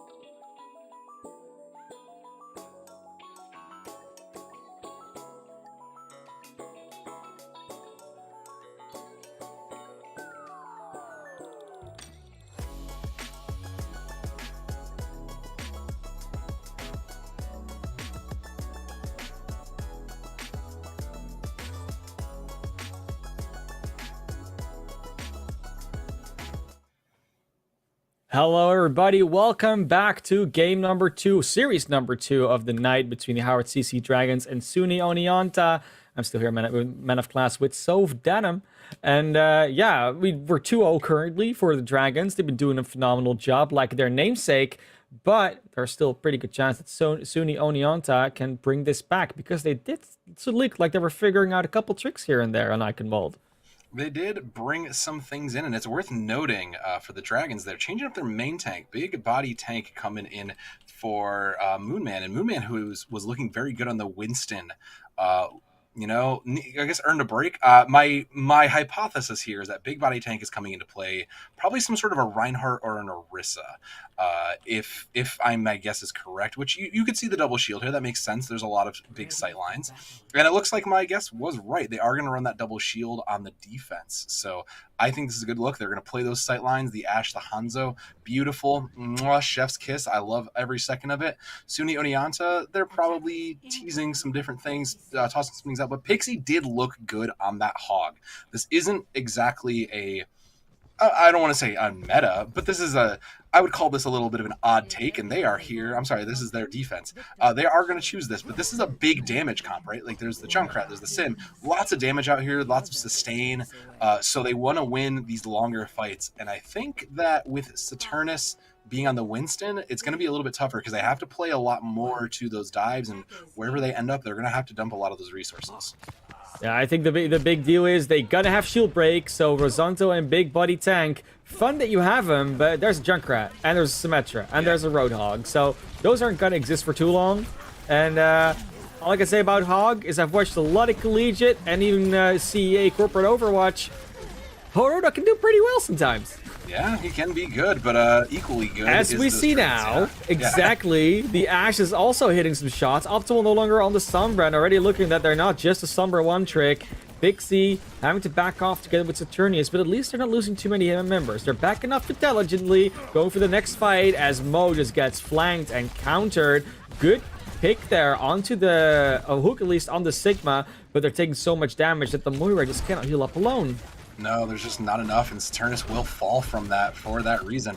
I'm not sure about this Winston pick. I kind of feel like you'd rather give it up to a Sigma, something that can even just hang back and just get healed up. But oh man, those shots from Optimal are so big. That's just exactly what you're looking for from your hit scan. Yeah, you think it's Reinhardt, or you think it's Sigma? I would maybe say it's Orisa. You can do the pool combo. You know, don't need to worry about shield break that much anyways, but it's one of those. You know, everyone has the preference, and Simon Butt apparently prefers to just lay on their butt at the moment with that Junkrat. I mean, maybe not by choice, but at least it happens. A good whole hog attempt there from Pixie, but they just get all eliminated, blasted aside, thrown into the canal, and they're gonna have to try and set up on B, maybe on the high ground, but that might already be too late. Nope, Pixie will make that swap to the Zarya. Yeah, the Hog was a good take, but the Zarya, there's so much damage coming in, you'll be a little better. Again, this double kind of healer, this double off support is good, but you have no mobility. There's no Lucio to move you around. You have no stuns for Brig. You have a lot of healing. You have some sustainability, but it doesn't matter if that you don't, you have to also move onto this double shield comp. You have to aggress onto them, and it's going to be a lot slower, and they'll punish you more for it. But speaking of punishing, here's those Dragons. Dragons did come through, didn't really get anything. Big Body Tank going ridiculously low, doesn't actually quite make it. Simon goes for the tire, gets the triple, couldn't get destroyed. And those are the plays why you pick a Junkrat. It might not always get the vanilla kills, but once you get the tire out, you set yourself up for a huge explosion. As it said, everything is coming up explodey, and the one ult win is a big thing for SUNY Oneonta, so they'll keep 3 more on their side for this fight, including both of those support ultimates. Neither one can really sustain the team though for the fight, so that you may have to use this Coalescence a little bit more defensively, or you may just full W and just put it all forward and just play that aggressive nature into this, and that may be the best way to keep them from controlling this high ground. Oh, and as they potentially rally to Paulito, they're already getting the double pick from the DPS. DPS are out for the defense. That's a good shatter to potentially counter it back. The kills, at least, they're on the Brigitte. They're looking for a little bit more as the Coalescence goes through the Amplification Matrix. Tanks are still alive, and they are trying to trade this back as Reiner taking a bunch of damage, but also a bunch of healing back. Nice bubble as well from Pixie to just completely heal that back up. Pixie getting close to the Graviton, which they might use on later, but currently the DPS are just getting hard countered by Optimal and Reisaku. The tanks are getting treated back, but as long as Optimal is free to just stand there as a shooting gallery, no one's getting out alive. There goes Optimal finally to the ground, and this fight's still going on this corner. They're going to commit that rally, though. They still want to keep fighting, and it's going to come down to Pixie and this Graviton Surge as they change this last corner. That's going to be their key to winning this for Sunio Nianta, but those Dragons are going to come out just by that space. They might just get it to the end of B without a contest. I like how they just backed off as soon as their rally came out. They're like, we don't want to deal with this. We'll fight next. They do have to touch, though, and they don't manage to do so. Unfortunately, that points is going to get capped for free, and now you got to choose. Do you commit right here, or are you going to let them come a little bit further? The archway is a perfect place for the Graviton. They're setting it up already, and the shields are in the way. Sigma on the flank. With 100 charge Pixie, you got to make a move here. No, but not even able to do it. Reisaku on the flank, they was completely uncovering it, and these DPS are just running over them. They are just getting uncontested again. That's the problem with this, is there's no one really keeping these angles. The junk traps aren't finding anything. Eventually, there will be something. But again, unfortunate death to the mines. But, you know, again, just going uncontested. There's no one bothering them in the back lines. You need to make a swap or at least find some way to do that. Corridor needs to be careful. And Corridor again walks out of spawn, immediately gets taken out by Optimal. Optimal is a menace on those flanks, and the DPS are just not being careful enough to dodge the ash shots. Bob is coming out on the card, is being annoying in the back. They have to back off a little bit, but there's a Graviton. There is a Tire. A Tire doesn't even take out Bob. That's how little damage it apparently does to that big mechanical man. And this is just going to be a steamroll. They're walking all over them. Target after targets to get taken out. And Corridor finally gets a flashbang out, but it's not enough. Couple of meters, and 248 is where this timer stops. The sheer aggression from the Dragons DPS line is just impressive, because they are taking these deep angles and getting value. That you saw Reisaku on this Hanzo just go into the back line, uncontested, unchecked, and just get 3-4 picks free of charge. Optimal had just continued to get headshot after headshot on this Ashe. You got to find a little bit more pressure to this somehow. If it's in a tracer, if it's in a ball, if it's in something that can give you ability to stop this. The Winston was a good look and could have gotten some value, but there was just the pieces around the Winston to support that weren't there. If you're Sunio Nianta, you kind of have a good idea, and I think you're double checking that idea now in this Winston Diva, and I like the idea of that, but you got to bring in, I think, the DPS pieces too. If you don't have a tracer player that's you're comfortable on, this will, you'll make it do, but this is where you need like a tracer, a Sombra, someone who can just be a nuisance to these snipers, because once they're just allowed to free fire in, you've seen the damage they'll do, and that just means we're just going to keep going all the way. That just means Howard Dragons will close it out.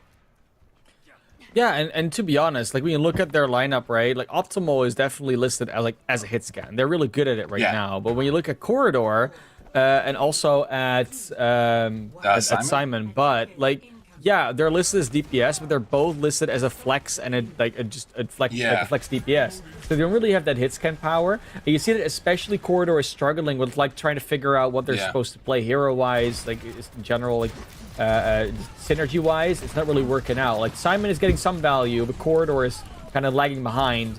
And we do see Simon getting taken out here by Reisaku, but there is a trade with Big Body Tank. Yeah, the picks will continue to go back too, but again, like you said, Corridor on this Sombra can be a peacemaker. They can be the piece that maybe changes this, and they will get the cart rolling. But the other part of this, big part of this, is that if you can get value out of EMP, and you're not keeping up to where Optimal was, but you have to at least be a bother, and they are going to try to do just that. They are definitely going to try it, and they do get the hack on the Orisa again. It's a good hack to get. It takes away a lot of staying power, a lot of sustain, and they do get to get some more ground out of it. It's a great start for them. The mech does get taken out, though, and there goes Simon again to the ground. Corridor is looking to get in again somehow, but it just has to look from a distance with the translocator as the rest of the team gets taken from the cart, just evicted from this point so far. I kind of feel like if you're Sunio Nianta, you need to meet, it's almost a point of play their own game. Like even if you don't feel necessarily the most comfortable on it, it's the dives aren't coordinated. The dives aren't really coming together. Saturnus just keeps kind of coming in and dropping in and then getting immediately melted because there's no support, there's no real heals for him. And that early excretion tells me that's everything. Like the Winston didn't even make it to the dive this time. Yeah, that's gotta hurt. It gotta hurt if you're Saturnius. And with half their time gone, hasn't even made it up to Primal Rage. That kind of tells you everything you need to know. Both tanks close to their ultimates, though. Simon, but not even remotely close. Neither is Corridor to their DPS ults. So we're definitely looking at a suboptimal situation, as Optimal does get at least hacked, but his supports are already out. Nothing's gonna happen from this end. From Howard CC Dragons are just vibing on card at the moment. Yeah. They're chilling. They don't have their work cut out for them. They have their work exactly sorted and organized. You know, they're the style of all students. They got their homework done. Yeah, and I mean, they are set for the next couple fights, too. The Bob has been getting incredible value for ultimates. They'll get Paulito will get that rally, too, likely as this starts. And there's both support ultimates for the side of Sunio but you have to make sure they're placed right, or you have to commit them early. And speaking of early, that's the early Bob. They found them. They knew exactly what they were going to do. It's quite simple in that situation. The Bob is out, but so did the Lucio get eliminated. Now the self-destruct goes in. This could be a big one. They're not really in a great position. They do get Paulito as a result. That's a good start. Also, the Orisa out. Yeah, the dragon comes out, but it's easy to dodge. It's just two slowly moving snakes. Another good hack indeed. And that is just going to be the steamroll. This is finally when this comes together, this comp. A few good manual hacks, just an ultimate to open it up, create some more chaos, and they're finally trying to make this dive work, because that was what they were lacking. Yeah, the coordination just wasn't quite there. They did get it across, and that's exactly it. Now, Simon's got this. Now, there's both DPS ultimates. Corridor will die, but they'll be back quick enough. But that was what they needed. The coordination came together. The bothering onto Optimal was enough. You forced out the ultimates, and you're looking good here. So now you just need to take control of these positions and get yourself in a good setup to value this EMP. But the Bob wants to say something about that. Well, the Bob doesn't get to say as much as the Riptire does, but together with the Dragon, they still get plenty of value. They're trading a little bit back and forth, but Saturnius needs to not go down. Needs to live here, close to the Primal, needs to charge that up before they get taken out. They do get to almost at that Sigma. They're going to be able to. Corridor doesn't manage to get out, has the EMP ready, but it's just Reisaku Paulito that are taking down the last few members, and that Primal Rage going to waste. Oh no, it's going to be a late pick, isn't it? They're going to try and get it. Nope, there's... Okay, they didn't manage to get him out. Saturnus will be healed up there. Picks out a mech, though. That's unfortunate. Yeah, that's an unfortunate pick, but, you know... All right, take the full reset here. Just get reset. You know, you've got an EMP, you've got a Coalescence. Those are some tools to use here for Sunio Nyanta. You know, get yourself gathered, and you can do this. They found the Sombra, and that's what they need to do to be... That's a good stopping point for the Dragons, so... you know, Corridor. I mean, oh no, the Rock too. You know what? I gotta commend Corridor. They're clearly trying to do, like, they're trying to make this work. That's obviously not the most comfortable pick for them, but they are doing a great job of trying to make this and the value work. But the value has just been coming too strong for Optimal and Reisaku. Like, they've just gotten so much value, and Sternus, unfortunately, missing that jump, it just kind of sets the tone for this fight. You know what? I appreciate you're nice about it. I'd say that there's definitely a few things that Corridor could be doing better, but that EMP at least lands. They get the mech kill as well on the Baptiste. It's a pretty big deal to get the chimp milk off the board. And Rosanto tries to do something back on that Sigma, but all they can really get is an arrow from Reisaku onto that Sombra. Nice progress on the card so far, but they need to get a little bit more as the Supercharger comes out and Big Body Tank is in the way, protecting their bongos with their lives. Unfortunately, Saturnius still gets them, but that's enough distraction for them to just get everything else on the side of Sunny Oneonta. Howard CC Dragons, they're just an unstoppable wall. They are, and again, it's because this DPS line is getting, you know, uncontested in the back. There's no resources needs to go into them, so the support line is able just to keep the tanks up without a problem. And they are just the well-oiled machine right now. And speaking of a well-oiled machine, there's Bob. Bob is definitely doing something here. The tire does get a double, though, so they are trading back. Good on them to just destroy the immortality field, but they were already out of it somehow. Saturnius goes in with the Primal Rage, probably booped a little bit of that away, going straight after Reisaku. No more Hansu in the way. I can take a few arrows, that's not the problem, but eventually Reisaku gets healed back up and Saturnius has to run away. We'll be able to make it back to the cart as it's just optimal behind them. And being on your own might not be optimal, but you do take out 2 more kills than Simon and Saturnius. Corridor gets taken out by Reisaku, and even though it looked like a good fight, they're just being cleaned off this cart. Overtime's gonna take down, and with just the D.Va, no self-destruct, this is looking like a dire effort, a dire straits. You might make it back as Mo 403, but it might as well be 404. Error. No presses on cart found. You can get a little bit more stall in, but without any eliminations. That is it. The Howard CC Dragons looking to just run away with this series 3-0 in a very clean fashion. Yeah, I mean, that's why they're undefeated, right? They have just been this clean through the whole season. They've looked good on all these comps. They have some very solid pieces, and this is definitely a number 1 seed for a reason. Simon Butt going to take the consolation pog, as it were, but trying to, that's a good play though. The pieces and the ideas for Sunio Niata were there. They just kind of never fell together, be it because of teamwork, be it because of just some things that happen, but the chaos that kind of a comp thrives in never really made it. The bothering didn't happen until it was too late. Winston can never get supported into the back line, and the Junkrat spam that could have just kind of lobbed through or broken down a lot of these shields never really did. So, this is a good piece to watch back, to look and say, all right, what do we need to do come playoff time when we see them again, and how do we deal with these comps? Yeah, it's always a question that we ask ourselves, and that teams will definitely be asking themselves. But currently, the Dragons don't really have much to worry about. They can kind of keep scouting, keep playing these teams, keep practicing for the playoffs. Look at the other divisions as well, potentially for playoffs. And eventually they're going to have to play them, because there's almost no way they're not making it with this type of performance. And thinking about it, what are their strengths? I mean, the Sombra is obviously a big one, but Optimal just looks to be a very big force in the DPS department regardless. Oh, yeah. Optimal has been arguably just an MVP across this entire match. The Sombra looked great. The Ashe didn't miss a shot. The value on Bob's was something that I don't even think I need to really talk about.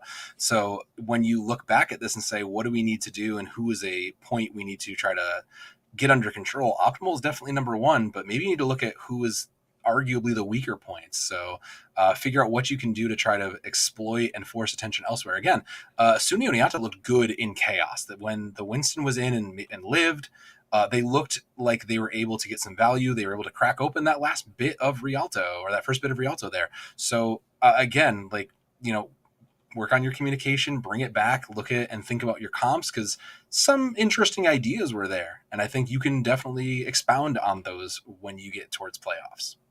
Yeah, I definitely can. And of course, we're going to let the teams do that. They don't have to play at least for the rest of the night, but there's going to be a bunch of other matches coming at you.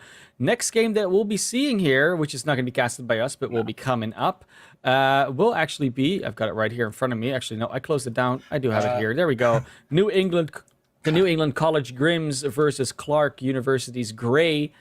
From Emergence Yellow. Then after that, there's going to be the CSUDH Toros from California State University in Dominguez Hills. Then we have Redbird versus Redbird Academy from Illinois State University. Champion Cyan division, that is. And those will be the other 2 matches you'll be seeing later. Of course, first, going to take a little bit of a break. And after that, we're going to have to come back with 2 new faces on the camera and 2 new teams on the screen. So don't go anywhere. Keep watching NECC and follow everything that we do here, not just in Overwatch, but in every game we offer. Have a great night, and see you soon. Take care.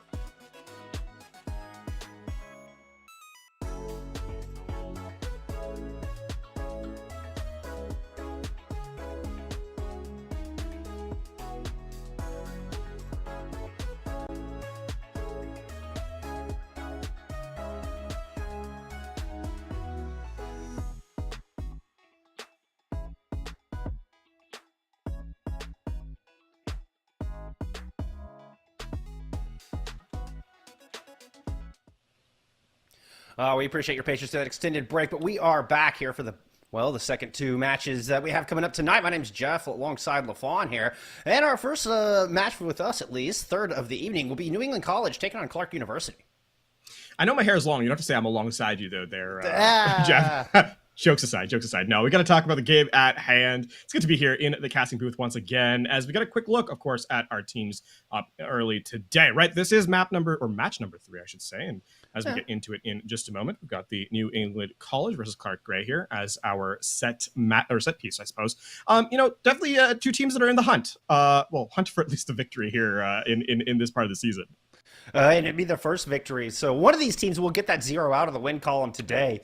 Both these teams have struggled a little bit in the Emergence Division. Clark Gray still looking for that very first map win and are currently sitting in 9th place. So a win here could really propel them out of the red zone. Top 8 will end up making it into the postseason. Remember, we are in week 7 of 9. We're down to the back third. Only 3 weeks remaining.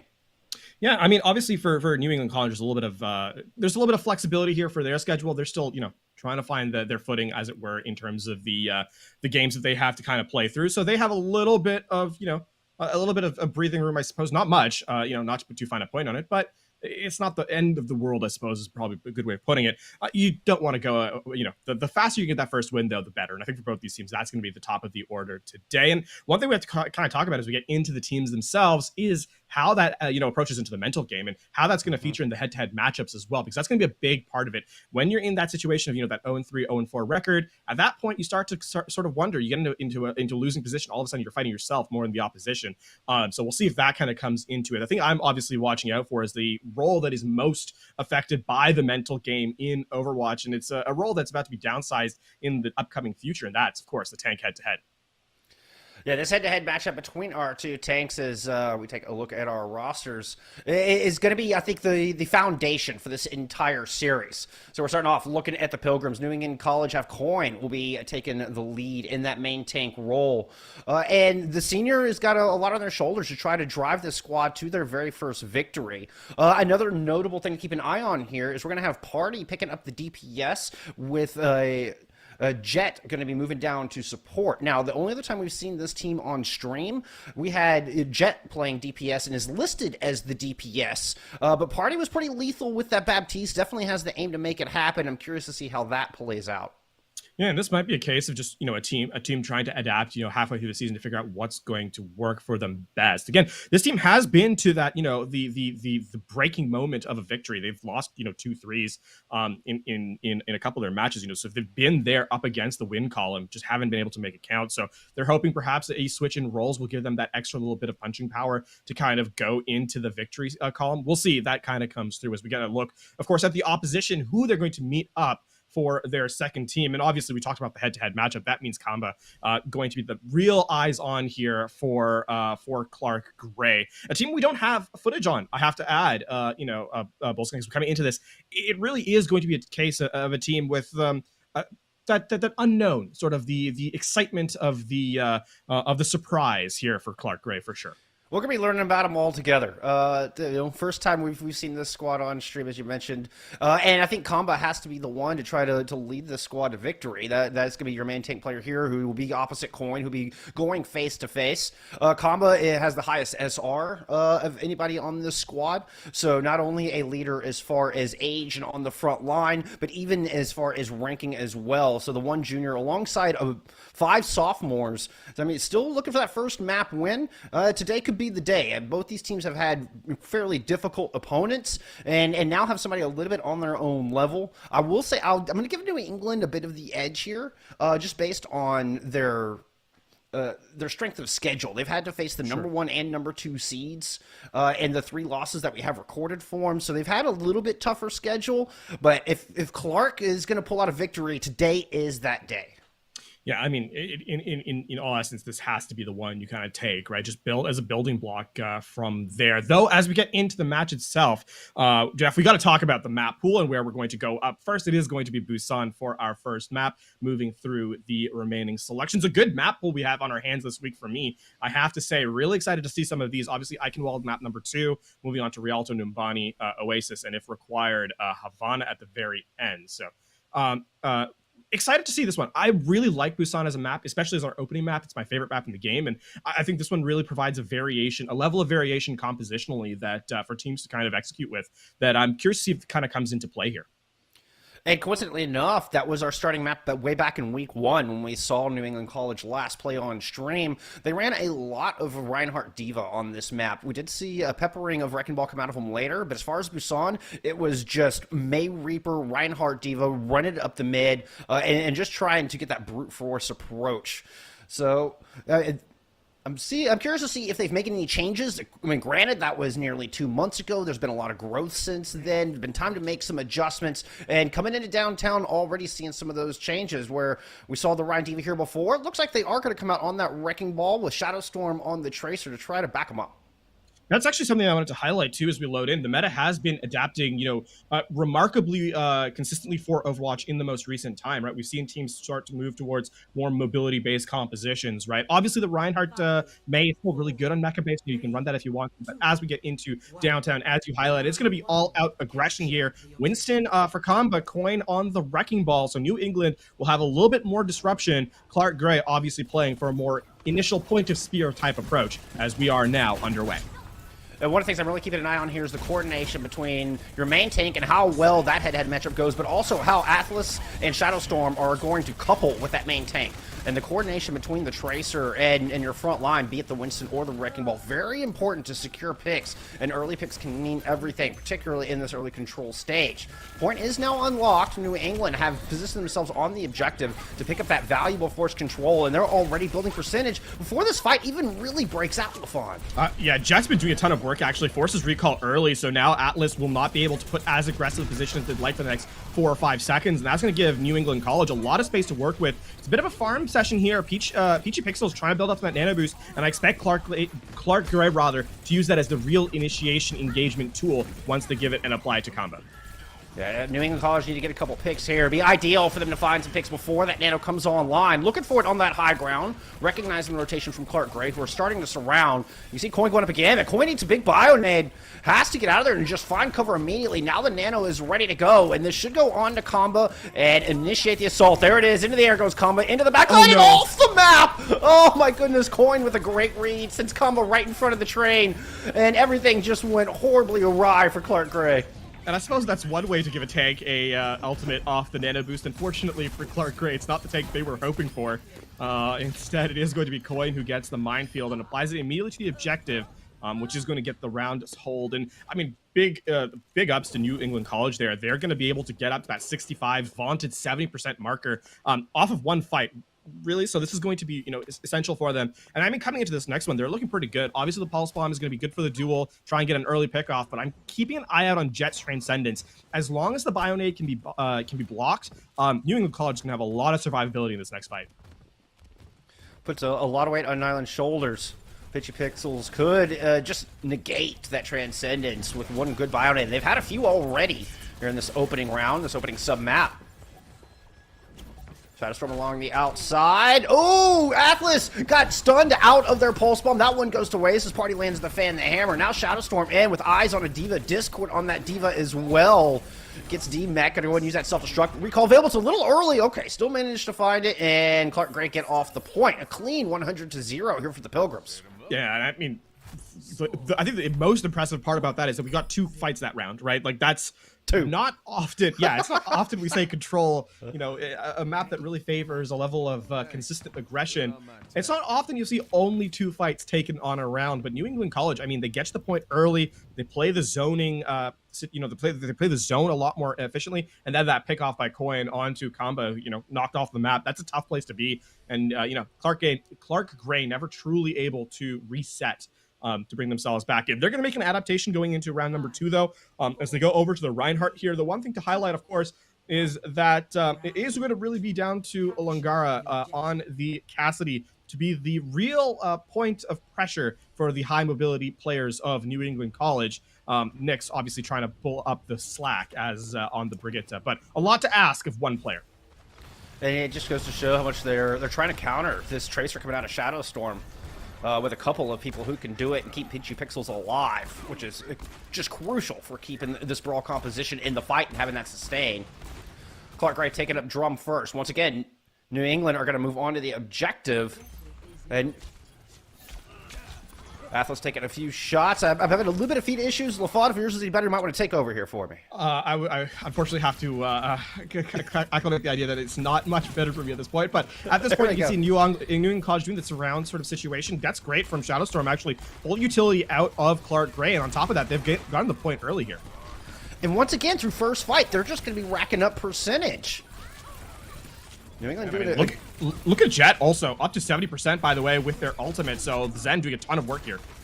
Yeah, listed as a DPS player, mind you. And Athos goes down. That's a big part of the damage gone. 5v5, both teams missing a DPS at this point. Rez comes through, and New England are going to have the player advantage once again. And now that's just going to steamroll. Jet continues to do work. Valkyrie invested in, but Jet's going to hold on to this Transcendence for the future fight. Yeah, and I mean, you know, you're taking the Valkyrie for the guaranteed fight win, so that's going to push you again to that 60% plus mark. And on top of that, look at the check marks the rest of New England College, right? There's 5 online here. So this next fight is going to be very explosive as Clark Gray tries to, you know, a good fight here for Clark Gray is going to be a fight that's fast and a fight that pulls a ton of resources out from New England College because, again, I mean, this is going to be the end of the round. It's trending ever closer to that last fight for New England College as they are going up to that 70% mark in just a moment.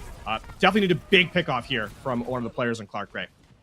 Well, they've already got one ult out and managed to survive it. Here comes the second in form of Coin's Minefield. Oh, that is right in the middle of everybody, and Atlas ends up going down, weakened by the mines, finished off by Shadow Storm, but the trade is there. 5v5, still quite a few ults for them to weather the storm here if Clark Gray want to move on to this objective.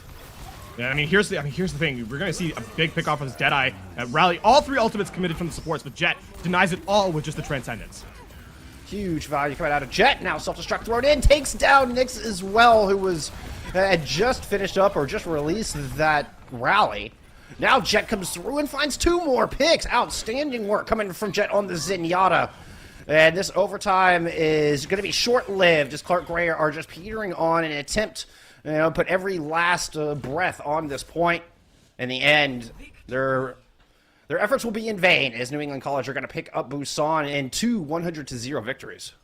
And I mean, it's not just the fact that it's, you know, 200-0 and no points were given over. We're going to get a quick highlight from Jet, by the way, who I will touch on in just a moment. But to the point, it's not just it was 200-0. It was 200-0 with a grand total of 4 fights in the entire map.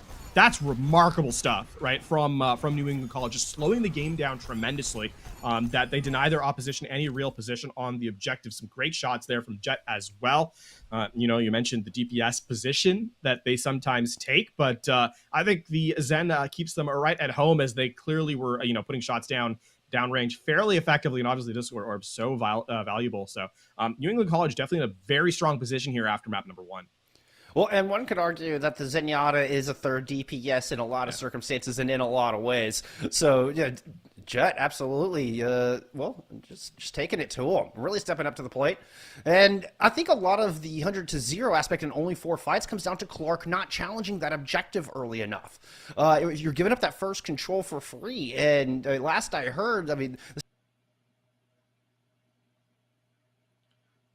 I suppose that is a remarkable time to hear the sentence "last I heard" as that does come through. We'll get that resolved in just a moment. Of course, one thing to highlight is, as Jeff was just saying moments ago, it is going to favor, you know, the fact that you're not taking a ton of fights. This means that you're not really forcing your opponent to make a lot of mistakes either. So it's a well done from New England College to respond. But I have to say, yeah, I agree with what Jeff was mentioning a moment earlier with the concept of Clark Gray needed to take more fights. It does need to come down to that. A little bit more aggression from them in the upcoming maps, and hopefully force New England College to just be a little bit more reactive, because as you said just before you dropped off there for a sec, as you said, yeah, New England College not really forced to make mistakes, as Clark Gray didn't really approach them in any the 4 fights. They only took 4 fights. They didn't force any more. That's remarkable. And yeah, apologies for the tech issues. My internet's misbehaving a little bit, so you'll have to forgive that, friends. But I want to see more aggression from Clark Gray. I want to see more decisiveness, especially as we move through into more objective-based map types. We will be heading to Eichenwalde for map number 2. So they don't have to worry about moving in and taking it as much as far as in a direct challenge. Obviously, if you're on attack, like that's the point, but it kind of can be set at their own pace. They can dictate the pacing at which they want to move in and take those fights. But I still think a little bit more aggression is going to be called for. No, I fully agree, right? The only way to win fights is by taking them, and if you're not taking them, you're not even going to make any further progress there. So, sure, there is the counterpoint where you could be losing fights, but at that point, that's a question you haven't even begun to ask. So you can't say that one is going to be an answer. So I think coming into map number 2, if you're New England College, though, recognizing that your opponent's not taking a ton of fights, I think is actually going to favor them in the long form. So, it's sort of a flip side to that coin. If you recognize your opponent's not taking a ton of fights, slow the fights down even further. Make them stagger themselves out, go for pickoff plays, and you're likely to get a little bit more value, in further engagement. So I'm interested to see how New England also, adapts as we move into map number 2.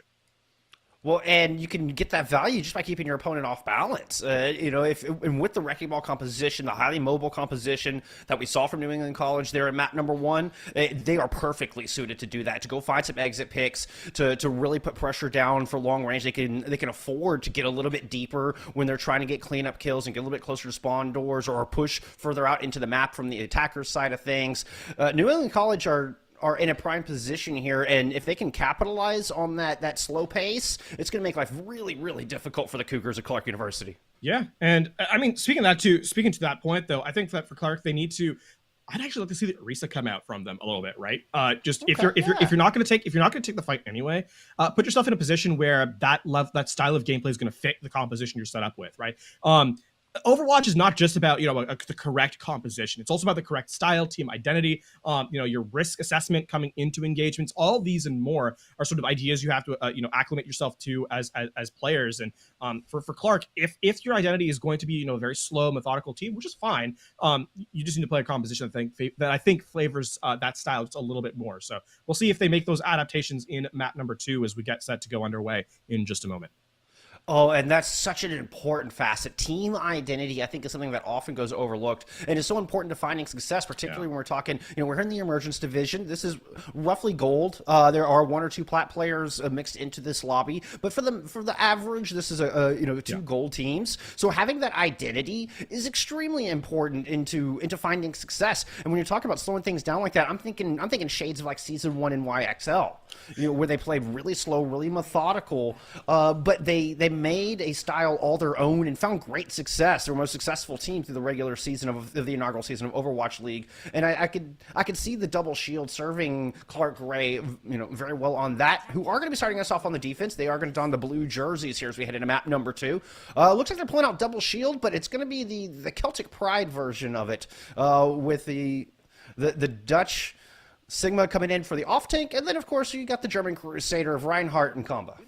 I mean, it is Eichenwald. It is Reinhardt's home map, so it makes sense that they'll be here to bring it forward. But I would like to see that we're seeing a little bit of shades of aggression already from Combo, though, setting up for that fire strike, and if that continues into the future parts of this map, that does bode well for them. We said that was something they needed to sort of bring forward a little bit. New England College, a little bit of a different variation of I want to call this a rush comp. It's pretty slow. But trying the damage amp here for Angel onto Party, see if Cassidy can put a little bit more frontline pressure onto Clark Gray. This is an interesting composition. I mean, it's Brawl with a Genji. Genji very good at poke, and then obviously that fantastic ultimate and the high mobility, and deflects a fire strike directly into Peachy Pixels. What an incredible start. It was Shadow Storm just tilting this thing right on its head with a mere deflect. Oh my goodness, taking Coin's aggression and just turning it back against the rest of the team. Taking Comba's aggression. And New England College are going to be one and done here on point A. Yeah, it's and I mean, they did take perhaps the glass half full because they took a minute off the clock by staggering out that fight. It's a tenuous grasp at the optimism, but we'll take it nonetheless. And for New England College, though, they do begin their march forward into the second phase of Eichenwald. And I think critically here is look at the ult charge difference between the Reinhardts, right? The head-to-head matchup. Coin, by virtue of not having to worry about the deflect, the fire strike applies a lot more liberally and is going to have that one online first. So Comba going to have to be quick on the spot here, try and prevent that main tank from just walking up and kind of laying down the law. I mean, there's 2 shields for Coin to get through, but the question is, have Comba and Jabberwocky acknowledged, have they tracked this Reinhardt's progress enough? Because that is an early Earthshatter, might catch them off guard if they're not ready for it.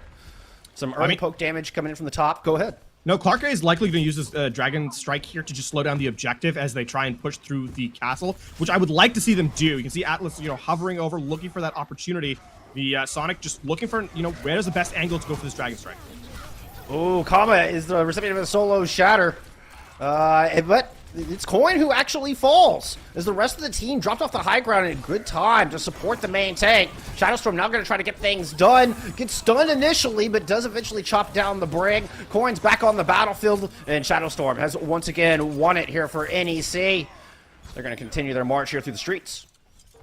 I am filled with a mixed sense of emotion on that last fight. I do believe that was Coin doing a 360 shatter onto their opposition.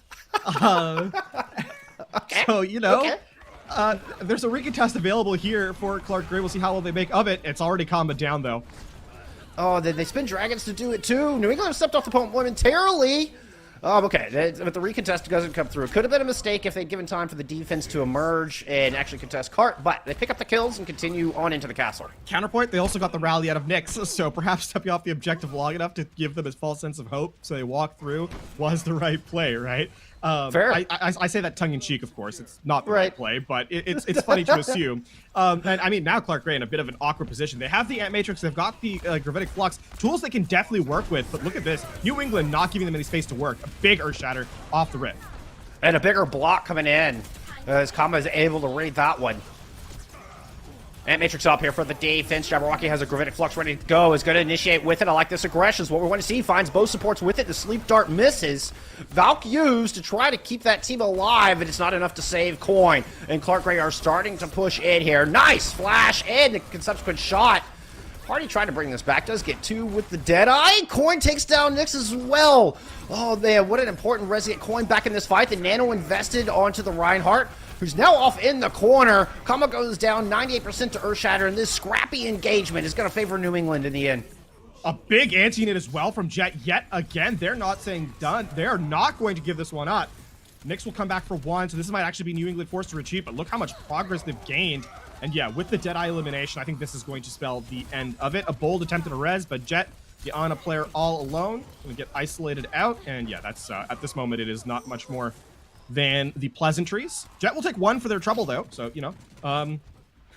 I suppose that's one positive there for New England College, but I mean, even still, it's a little nano charge. That was still a nano charge, and on top of that, there was a fight that New England technically lost and still got the cart nearly to the end. So they're 1 fight territory away from rolling this cart through. Remarkable stuff. I will say this is a bit ill-advised as they're walking without all their players back.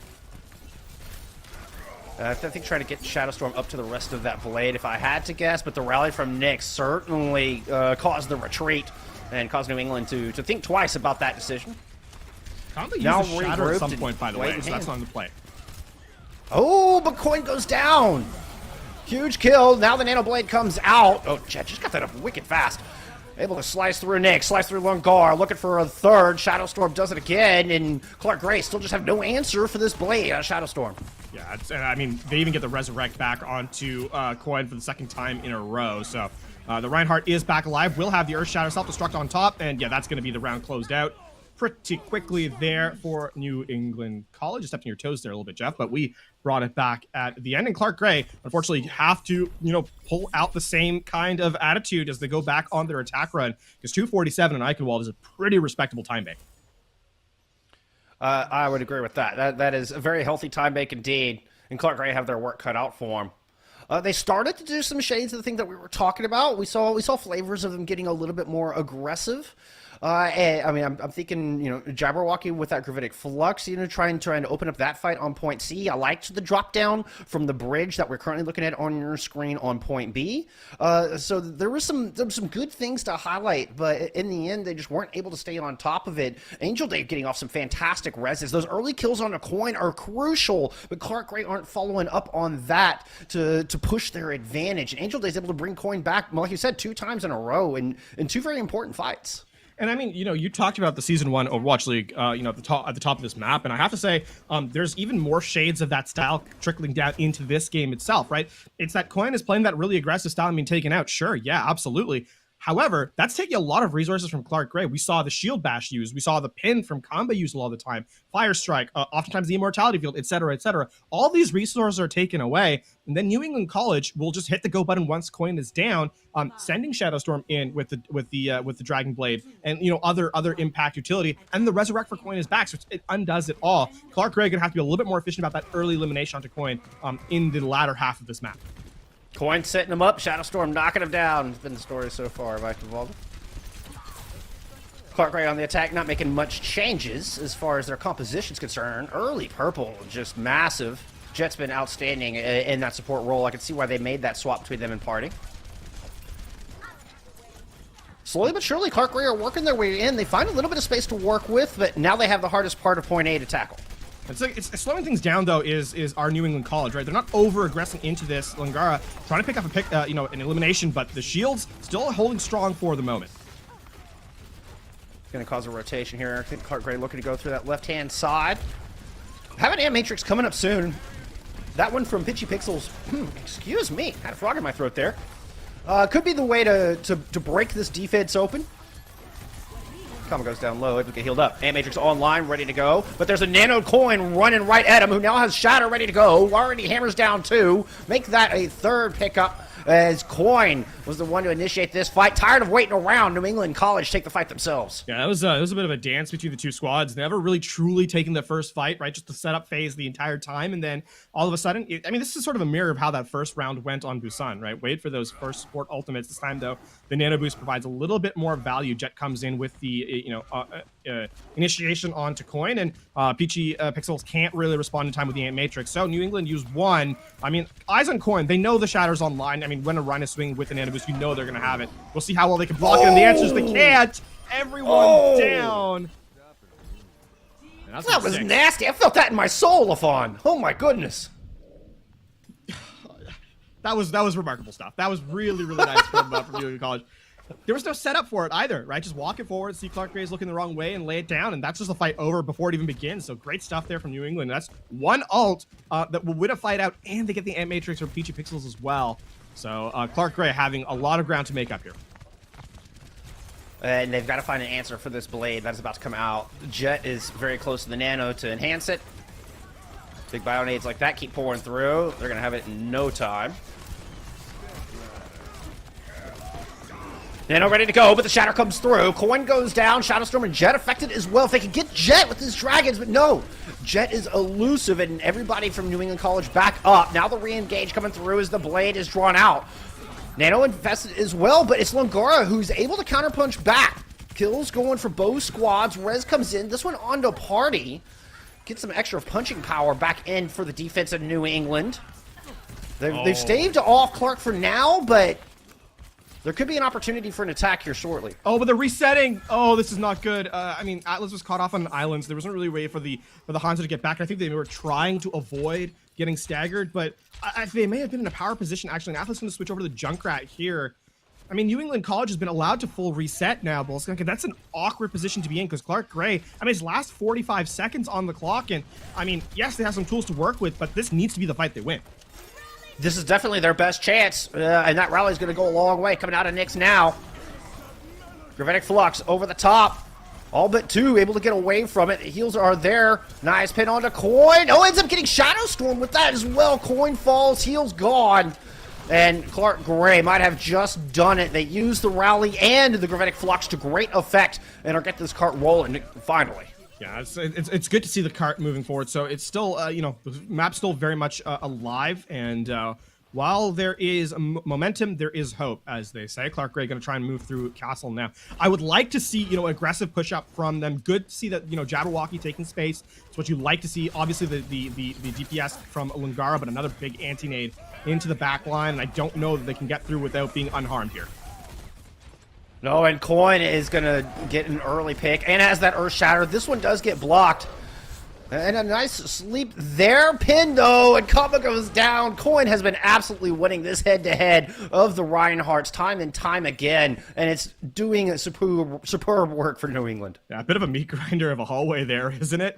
We saw Yeah. the pin, then the counter pin, and hey, we get some good sportsmanship in the chat there as Coin comes in and says, "Yeah, nice block, recognizing game from the opposite Reinhardt."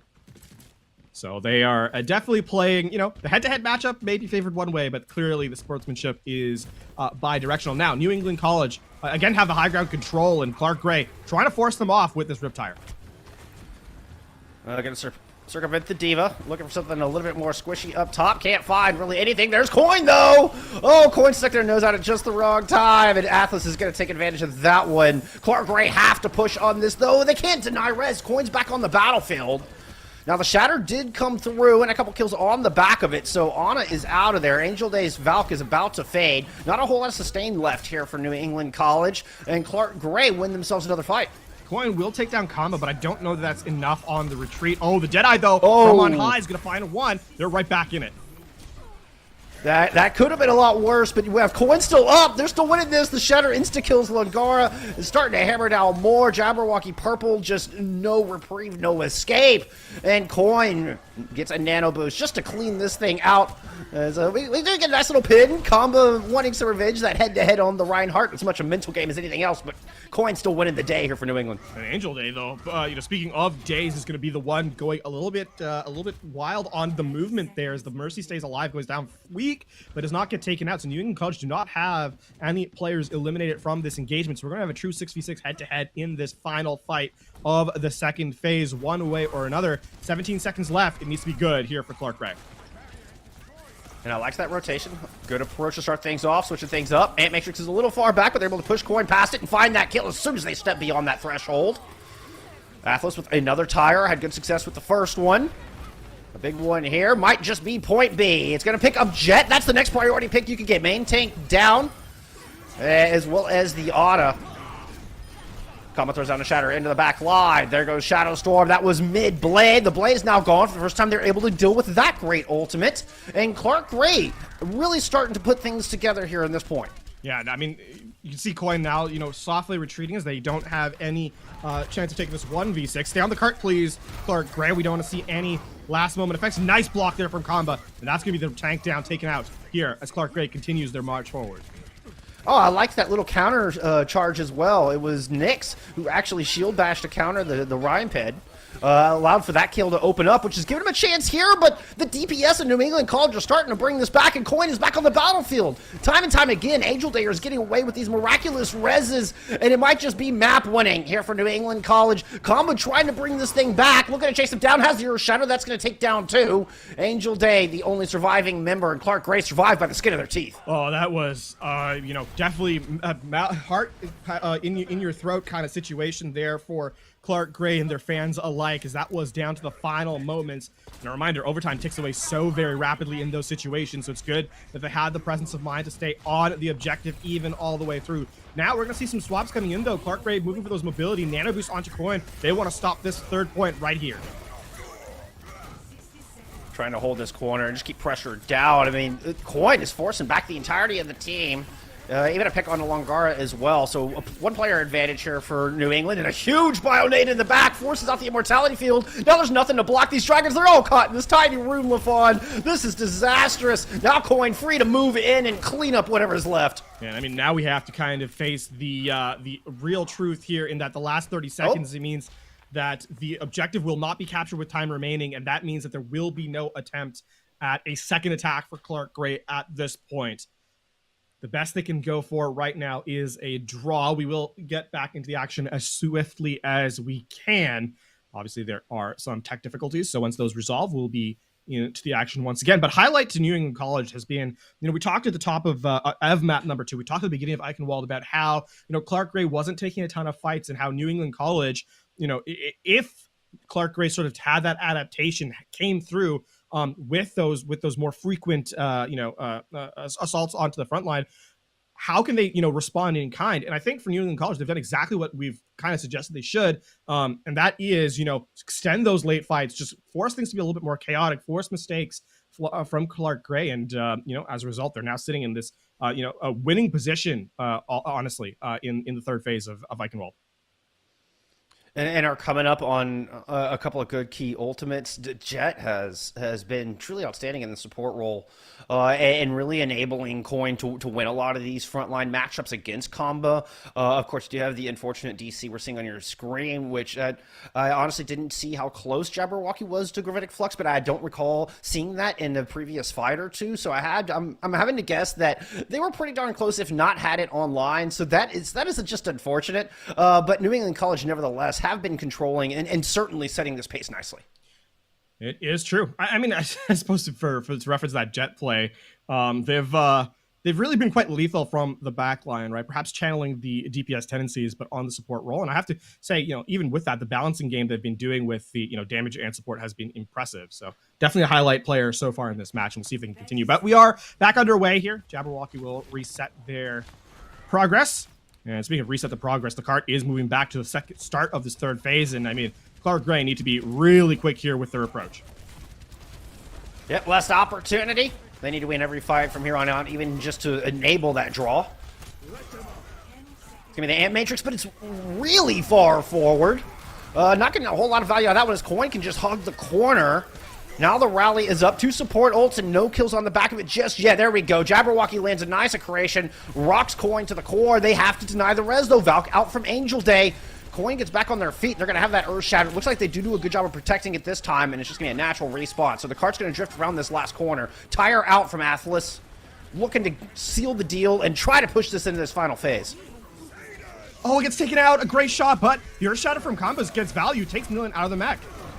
Oh, but the nano boost onto Coin for the defense, and that Shatter's going to land onto 4. Bionate into the mix as well, and this one is done and dusted. It's Jet and Coin again, combining for a big fight win. This one a map winner. New England College taking Eichenwald to 3-2, moving up to match point. Very well done there by New England College in the final moments. They had the resources they needed to make sure that worked, and don't overstay their welcome, when they lose a player, as they, resolve to set that last fight in the final moments and get through remarkably well. We're going to get a highlight here from Coin, as this is the 6-player Shatter. Oh, boy.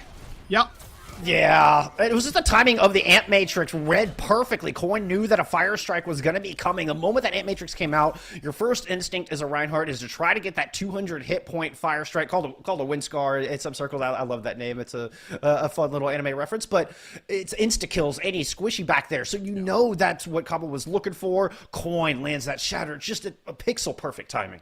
I mean, that's part of the mental game for the Reinhardt. And now we have to get, as we get into map number 3, I feel like New England College has their feet under them. Really, the confidence is starting to flow. And, again, this is a team that's hunting for that first victory, looking for, the momentum shift in this part of the season. So excited to see if they can turn this one into a guaranteed victory with another map win here in map number 3. Certainly would be exciting for them. Do believe we are going to take a quick intermission before we head into that map. Give our players a chance to kind of regroup, form a game plan for Rialto. It's going to be Escort next. We'll see you there in a minute.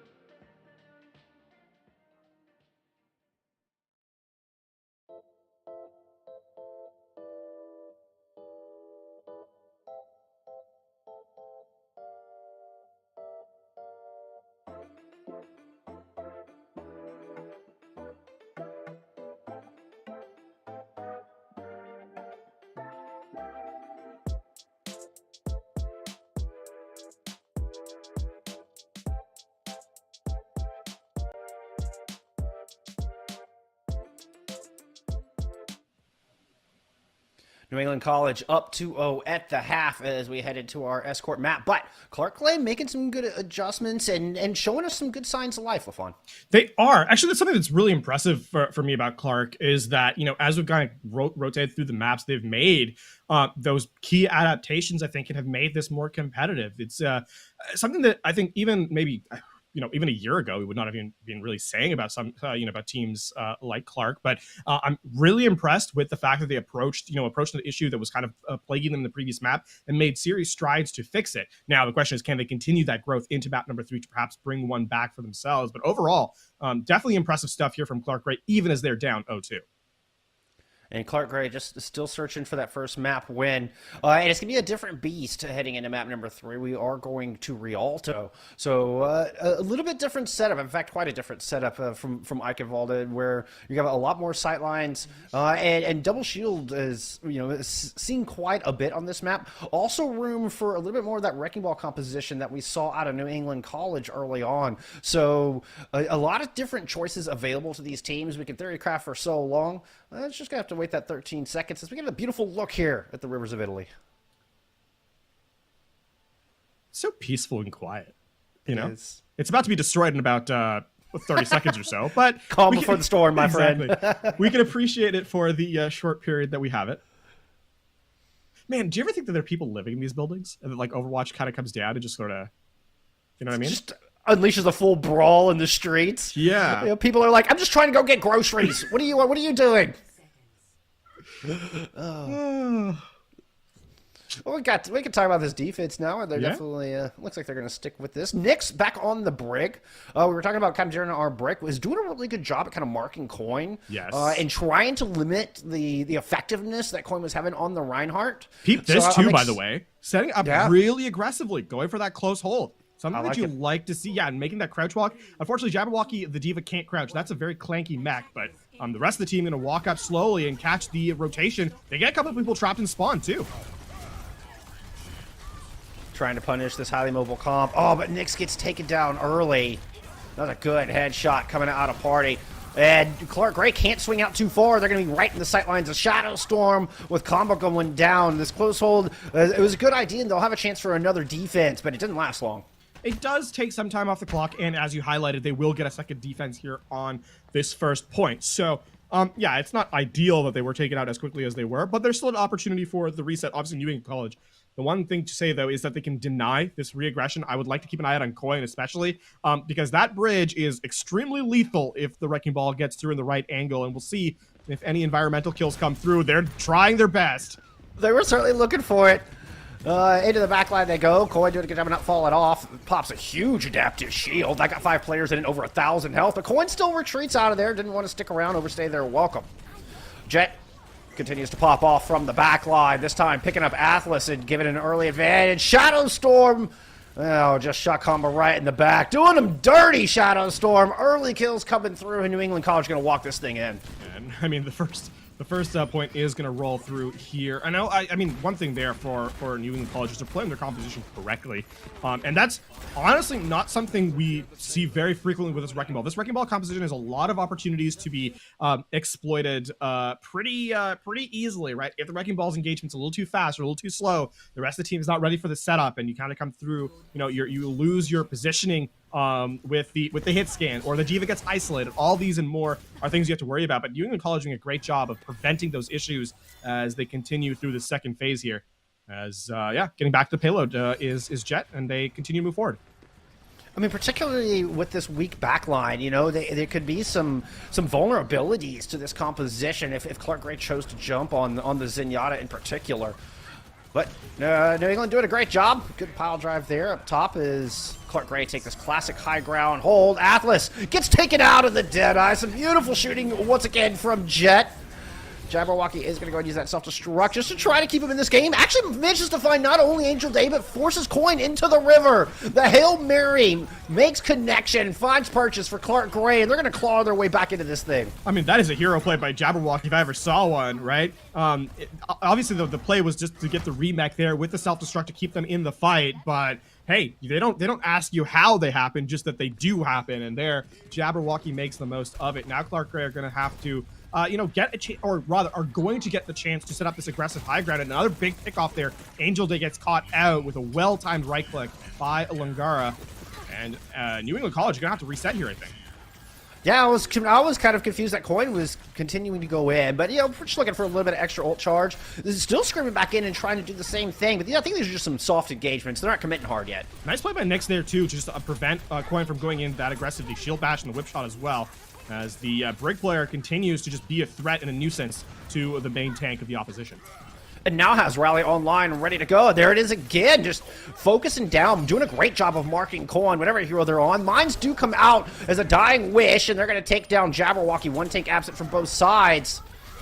Angel Day might be able to get Coin up with the Minefield protecting him, but Combo holding great position forward. I like that. It's protecting the body, not allowing that res, so the res is going to be used in the backline onto Shadow Storm. Still missing a main tank. New England College are trying to push their way forward. Clark Gray are stubbornly hoarding this. It's going to be a Transcendence to try to initiate this next fight, but there's not enough damage on the back of it.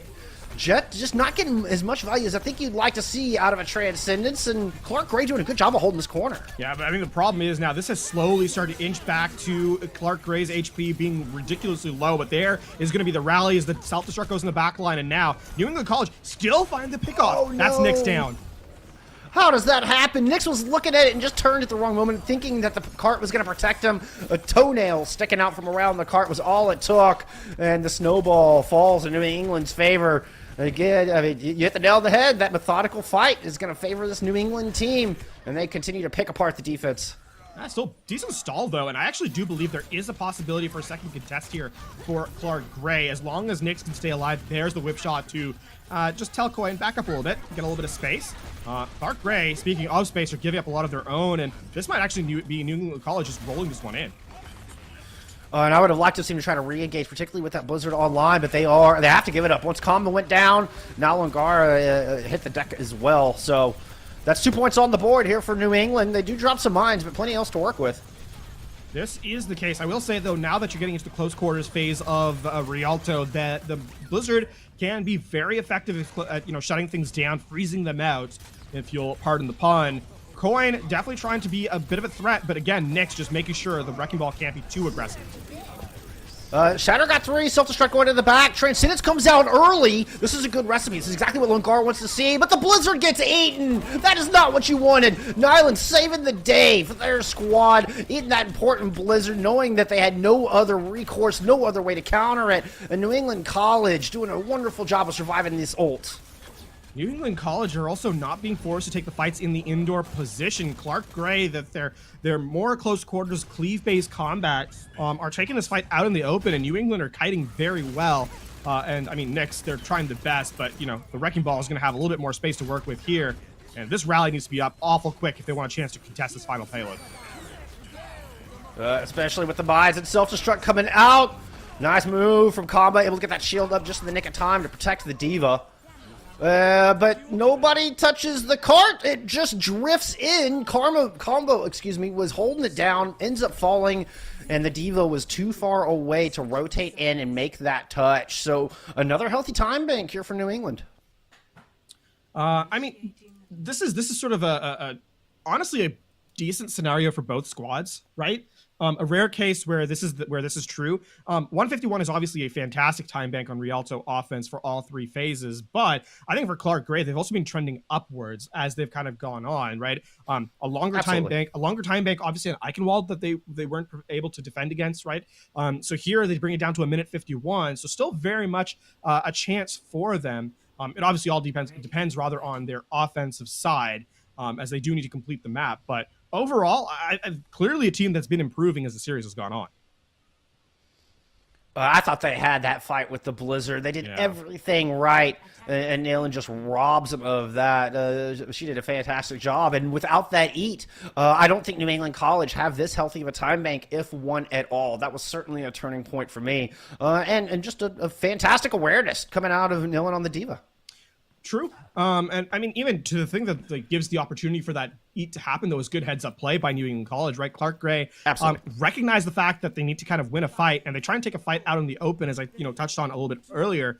And New England College allows that to happen to put themselves in a winning position. So again, good, remarkable, adaptation as they go through. Adaptation not going to be found on the defense, or rather New England College composition as they continue with the one that they started off with.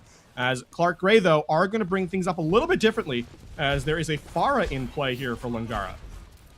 Shadowstorm recognized it immediately, though. Yeah, both combined with Party are able to clip the wings of Lungara. I'd also like to highlight that was a Discord orb and the damage boost. So 4 players shooting at 1. And Lungara immediately going, nope, the fire is not going to work, and that is a good call. Take it to the ground. What are you going to decide on? It's going to be the Cassidy pulling out into the fight. Coin doing some little pre-fight poking here in the back, but this fight's not really going to break out until it hits this corner.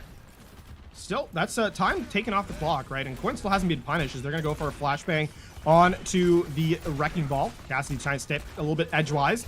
Atlas also has the Tactical Visor online here, so this could be devastating to get this DMAT. And they succeed!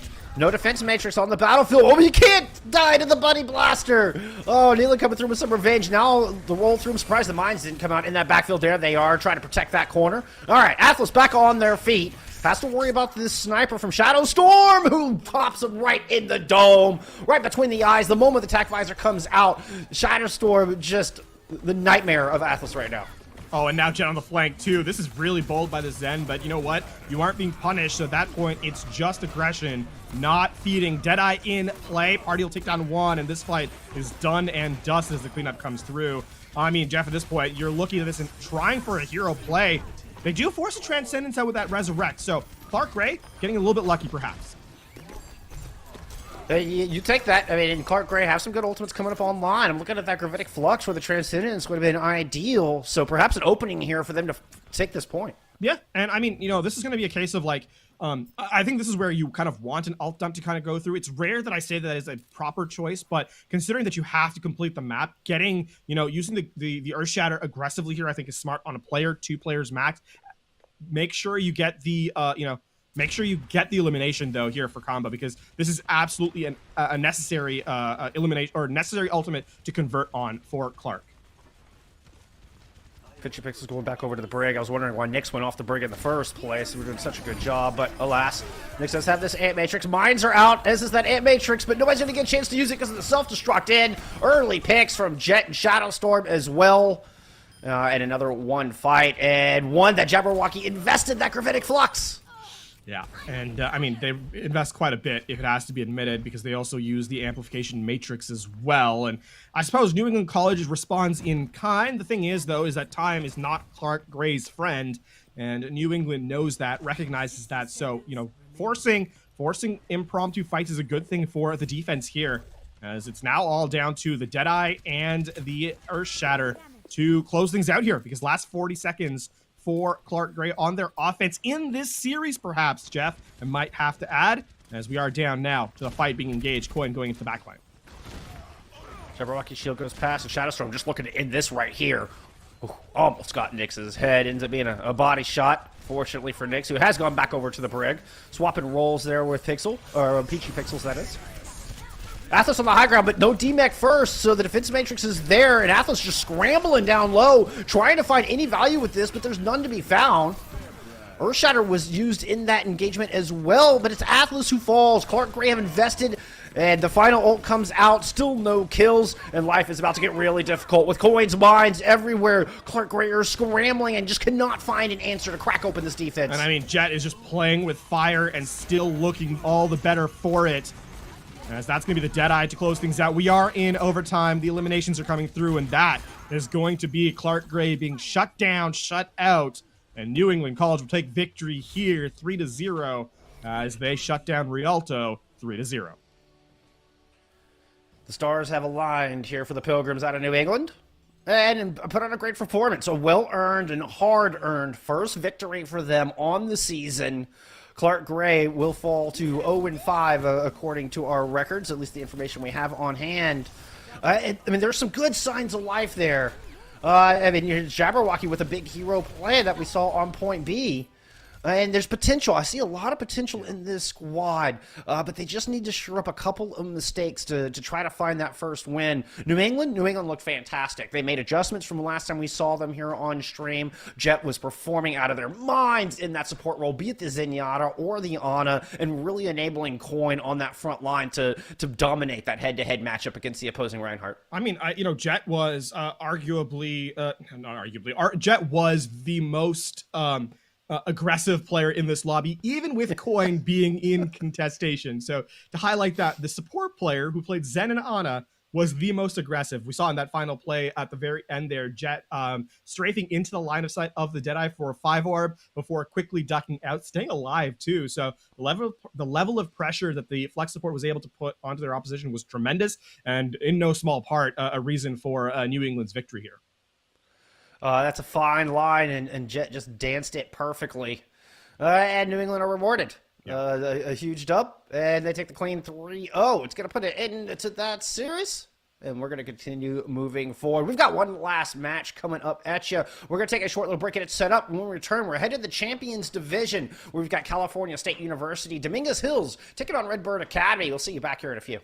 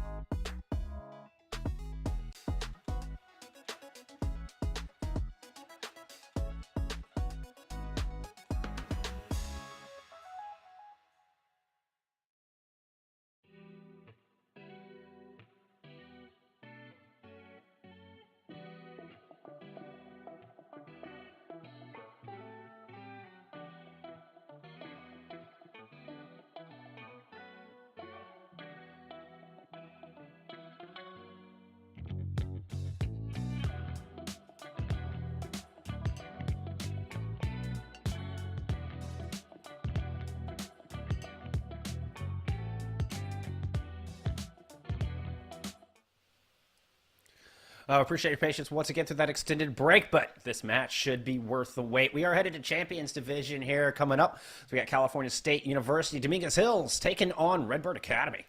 I'm gonna have to let these players know that I already have gray hair. I don't need more of it as we get set to get underway here. I mean, you can even give me both, Lafon. You can see it. Like it's not the reflection of the light on my hair. That's just the color of my hair.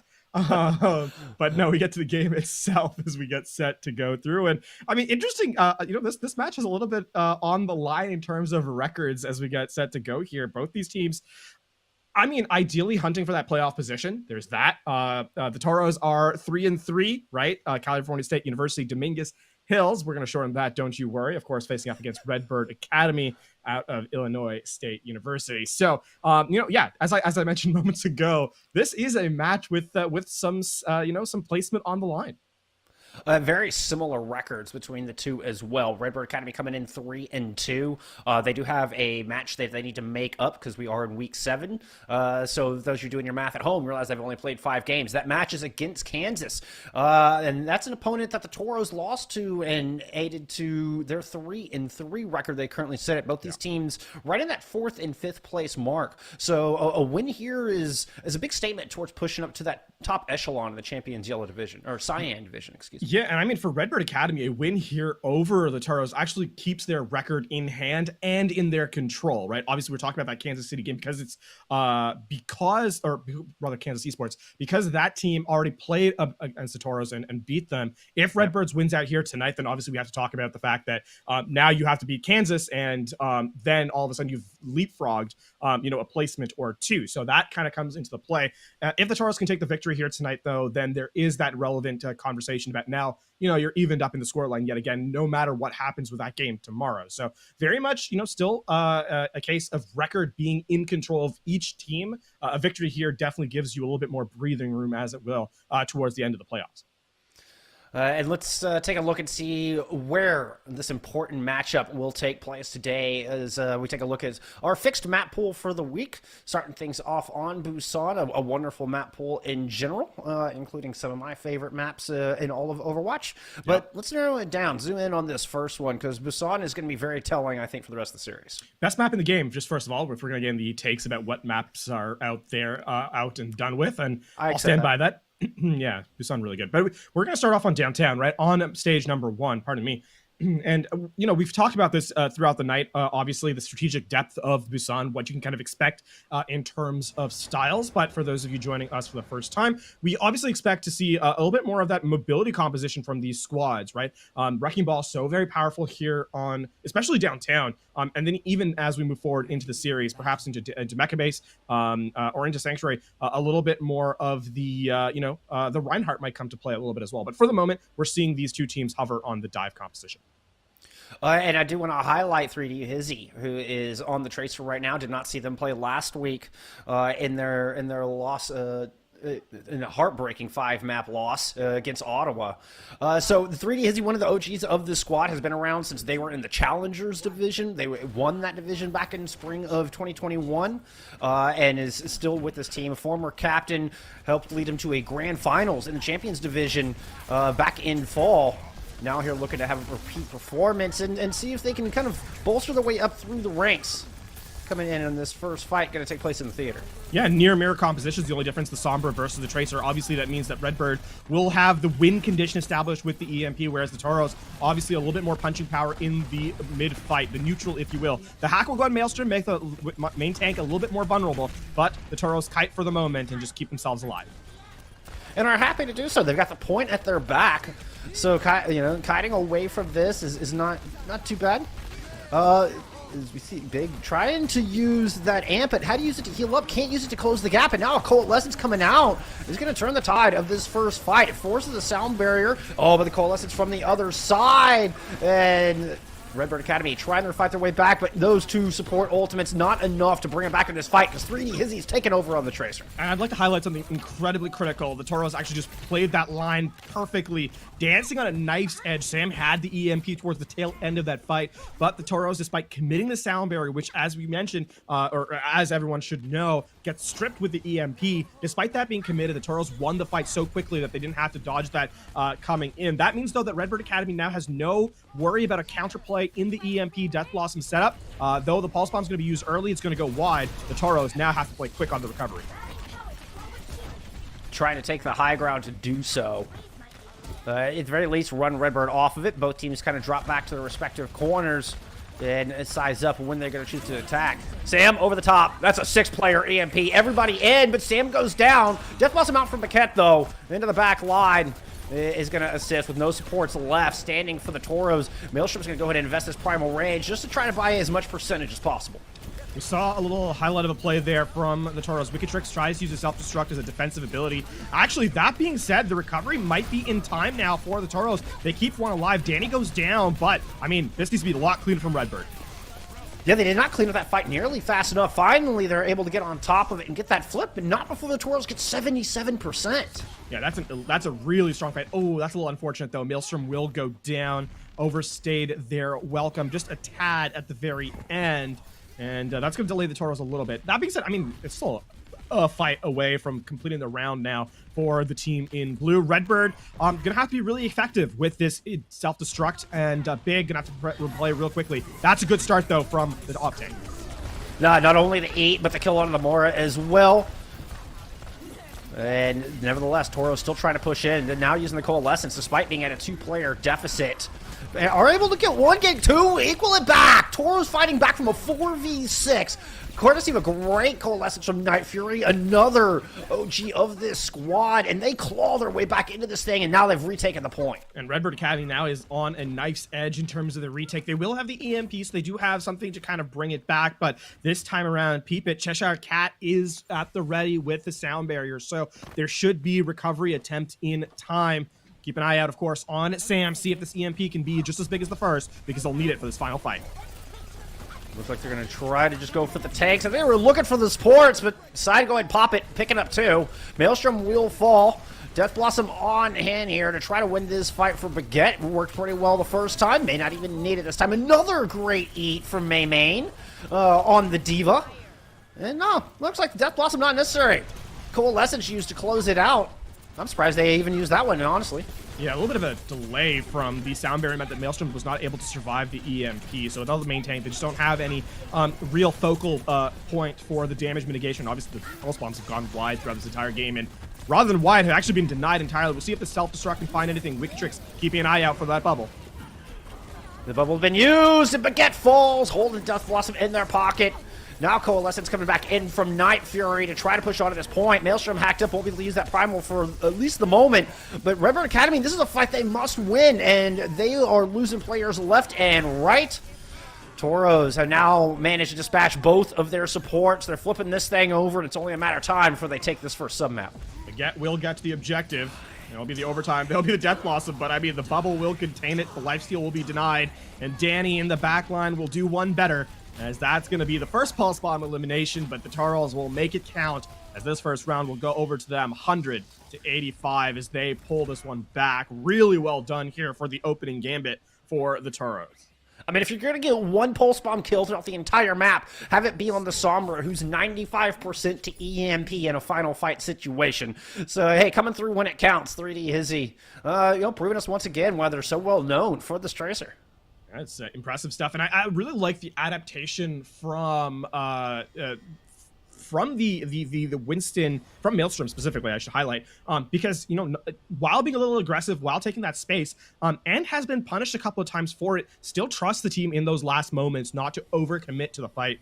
The Primal Rage, yes, they were hacked up, but as soon as the hack goes out, sometimes there's that urge to kind of just use it immediately, holds it down, and that's a mark of a team that trusts each other. So I'm interested to see how that recovers and plays into this next one where we're going to the brawl composition, a team that, or a style that really depends on trusting your team in the mid-fight. And discipline. Something else that's pretty indicative of, to me, is the discipline of the Toros, and the brawl certainly requires it. Some trust as the takes go in from Redbird Academy. Immortality Field forced out early. Going to be a DMAC coming through onto Wicked Tricks, the first victim. Immortality is used for both sides. Cooldown's kind of expended, and both of our teams taking a breath here. Back to the point again for the Taros as they get to the objective first. They're trying to get first capture, but I think this one will not favor them nearly as quickly. Ant Matrix in response as Night Fury gets taken down. They do get that capture, though, so even if they lose this fight, they're building percentage through a losing fight. And both tank standings, and with that Ant Matrix up from Redbird, they certainly have an edge here. Trying to bring it back was 3D, but nah, Sam shuts that down with a beautiful Icicle. And this is going to be about 20% gain for... you know what? This could actually tick over 26%, or 25%, pardon me. So a quarter of the way you require for the Toros to complete this map. And in fact, it's going to be the 26% I thought earlier. As long as there's no stagger here for the Taros, they're in good position. You can see the recovery from the remaining team. Keep an eye out on Sam, though. Where the EMP wasn't able to find purchase, the Blizzard needs to, this time around, have it online, have the choke on lock, and they'll go for it. Nope, throws it right into the DM. Wicked Tricks was all over that. Saw it coming a mile away, and now Redbird Academy are looking a little worse for wear. They do find that kill on a Maelstrom and a big shatter, able to open that thing up. Now another Amp Matrix, big, second in a row. Ult's coming in left and right as we're seeing a Deadeye invested as well, but Redbird Academy do win the fight on the back of it. The good recovery here from Redbird, though, is in terms of their aggression, right? After a round as haphazard as the first one was, sometimes there's that element to just try and play it safe. There, no such thing. And the Redbird Academy makes sure to run it down. Maelstrom's shield gets broken, the shadow gets committed. Now, walking back to the objective, though, it is the Taros taking position, and they'll retreat for the moment. Yeah, trying to find an opening for this Blizzard of their own. There's the wall up. Anticipate the Blizzard to come in after it. No, Danny waits too long to pull the trigger on it, and Sam clocks him right between the eyes. Now the Toros are wondering how they're going to break through this. Okay, the Ant Matrix is the next option. At least forces Redbird back away from the choke, and the Toros emerge, but they didn't count on the Maywall. Nova does eventually go down as... Oh, the Deadeye bringing that back, overcoming the great Maywall as Sam. Big and Crimson now throw it in ultimates. Well, it's the sound barrier a little bit later. Redbird Academy building up percentage, but they just keep backing up. I feel like they're more and more just rolling backwards on this defense. Wait for Nova to return. Has a shatter coming up online. Danny gets this Blizzard off that time, though. Yeah, that actually Shadow goes wide, so remarkably only lands onto the counter Reinhardt, and this time Main is going to be DMAC before they can get to the objective, so no contest to the overtime, but that's still 90% gained here for Redbird Academy, and they're in decent position on the re-engagement. They'll have to fight through the Ant Matrix and Deadeye, sure, but they do have the punching power they require, and if they break the shield with a Deadeye of their own, Nova is going to be quick on the response with the Earth Shatter, so all eyes here on the Reinhardt head-to-head. Nice speed around the outside. Get some room for Redbird to work. Wall is up, and Redbird going to push up to the bridge. Nova waiting, knows that Reinhardt is there, keeping shield to shield, trying to protect Baguette, who now has an Ant Matrix and puts this Deadeye through. Still, the defense matrix is there. Shatter comes down on a cool little angle, but 3D Hizzy denies any follow-up. Finding two with that Deadeye of their own and sitting across the way completely unchecked. Trying to pepper down big if they can get the second support, because the Crimson's already gone on the Lucio. Now the Baptiste is dead as well. Redbird have lost their staying power. That being said, this is still a fight that I think Redbird is okay with. Not only do they deny more percentage gained for the Toros, they get to that overtime marker and they're not done yet. They don't get any further ultimates out, but ultimately, you know, a fight that you lose, that's fine for you. And now, I mean, the Redbird Academy, the big concern, of course, is not the fact that they're in final fight territory. The question is, what do they use to close out the round? They have the Blizzard, or they will have the Blizzard from Sam early in this next engagement, but that's about it. It will have to be massive. Sam already threw one into the Matrix. It'll have to be a little bit more tricky this time around. Both walls used early, and Sam under a lot of pressure. Both DPS, as a matter of fact, and Baguette falls. It's Danny. Both Blizzards coming out. It's looking very frosty here inside of Mecha Base, and Maelstrom able to utilize that better because the Sound Barrier online from Cheshire Cat ends up being the difference maker in this back and forth. Maelstrom continues to rack up points. Toros continue to rack up percentage, and they take Mecha Base and the opening map 2-0. That is a really good recovery from the Toros, and I think awareness of the ultimate utility that their opponents have, or for better, or in a better way of putting it, don't have. And we're going to see Maelstrom here. That's exactly that final play. Big Blizzard, and obviously excellent support play to respond with the Sound Barrier to keep everyone alive. Maelstrom, there's that trust I was talking about, by the way. Full belief. Is it trust or recklessness? Full belief that their supports will keep them alive no matter what. It says, hey, it's my job is to create space. Your job is to keep me alive through it. A little bit of column A and a little bit of column B, Lafon. You know, it takes both, I suppose. But hey, the supports living up to that trust. They were able to do the work. Night Fury and Cheshire Cat doing a great job. That Sound Barrier at the end was absolutely huge. Beat Crimson to that by about 20%, and ended up being a big difference maker in that final fight. Yeah, and the other thing to kind of highlight for the Toros is they've been really scrappy with their approaches. I think specifically in that second round, you know, they never truly let the fights reset. There was only, I think, 2 real resets through that map. The rest were, you know, trying to force, you know, a couple of scrap fights in the corners. When a player was knocked down, we saw that obviously on the retake by the Toros. Walking to the choke point, sure, your May is gone. Doesn't matter. You still have the remaining cooldowns of the Ant Matrix, the Deadeye. You know, force a fight where your opposition is not expecting it. These are kind of things to keep in mind as we head into, you know, more payload or more objective-based maps, where you don't necessarily get that level of freedom that you would get in Control to execute those moments. So I'm keeping an eye on that as we move forward in the series. I will say, heading into Akivalda for our hybrid map, for map number 2, is room for a little bit of, you know, taking fights in unusual places, particularly on point B. Point A and point C, not so much. Pretty standard corners to fight around, pretty standard chokes that you have to push through and defend. But point B, I think, is going to be the X factor here in map number 2. As it always is, right? Getting control. A lot of teams. Not exactly forget, a hot take, is it? Hey, it's how you get to that. It's how you get to that take that makes it, you know, more critical. I think, and it's kind of, you know, espousing the point that you just made. I absolutely 100% agree with you. A lot of teams forget that Castle is a thing you should be controlling. Forget defense or offense.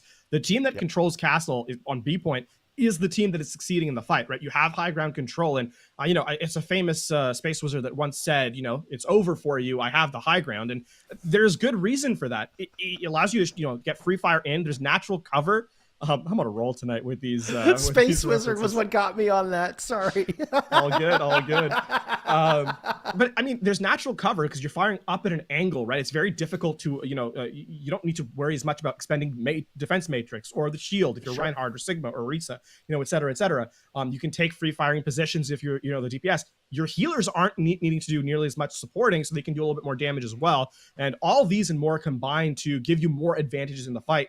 And it costs your opponent to get access to you. So it's just a win-win-win. And that's why, you know, the high ground is so valuable, and why when I see teams, you know, eschew it, it leaves me a little bit confused as to why they're giving it just such a naturally advantageous position. There's so much value to be gained.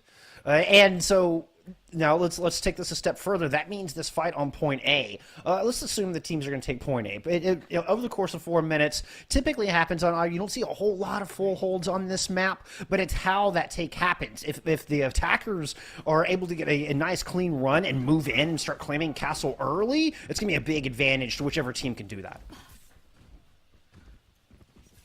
Let's see if the Mei can slow things down, ice them out. Also, we have to highlight, because we didn't get to do it in the last map, but there is a Mei main on Redbird. They do not play Mei.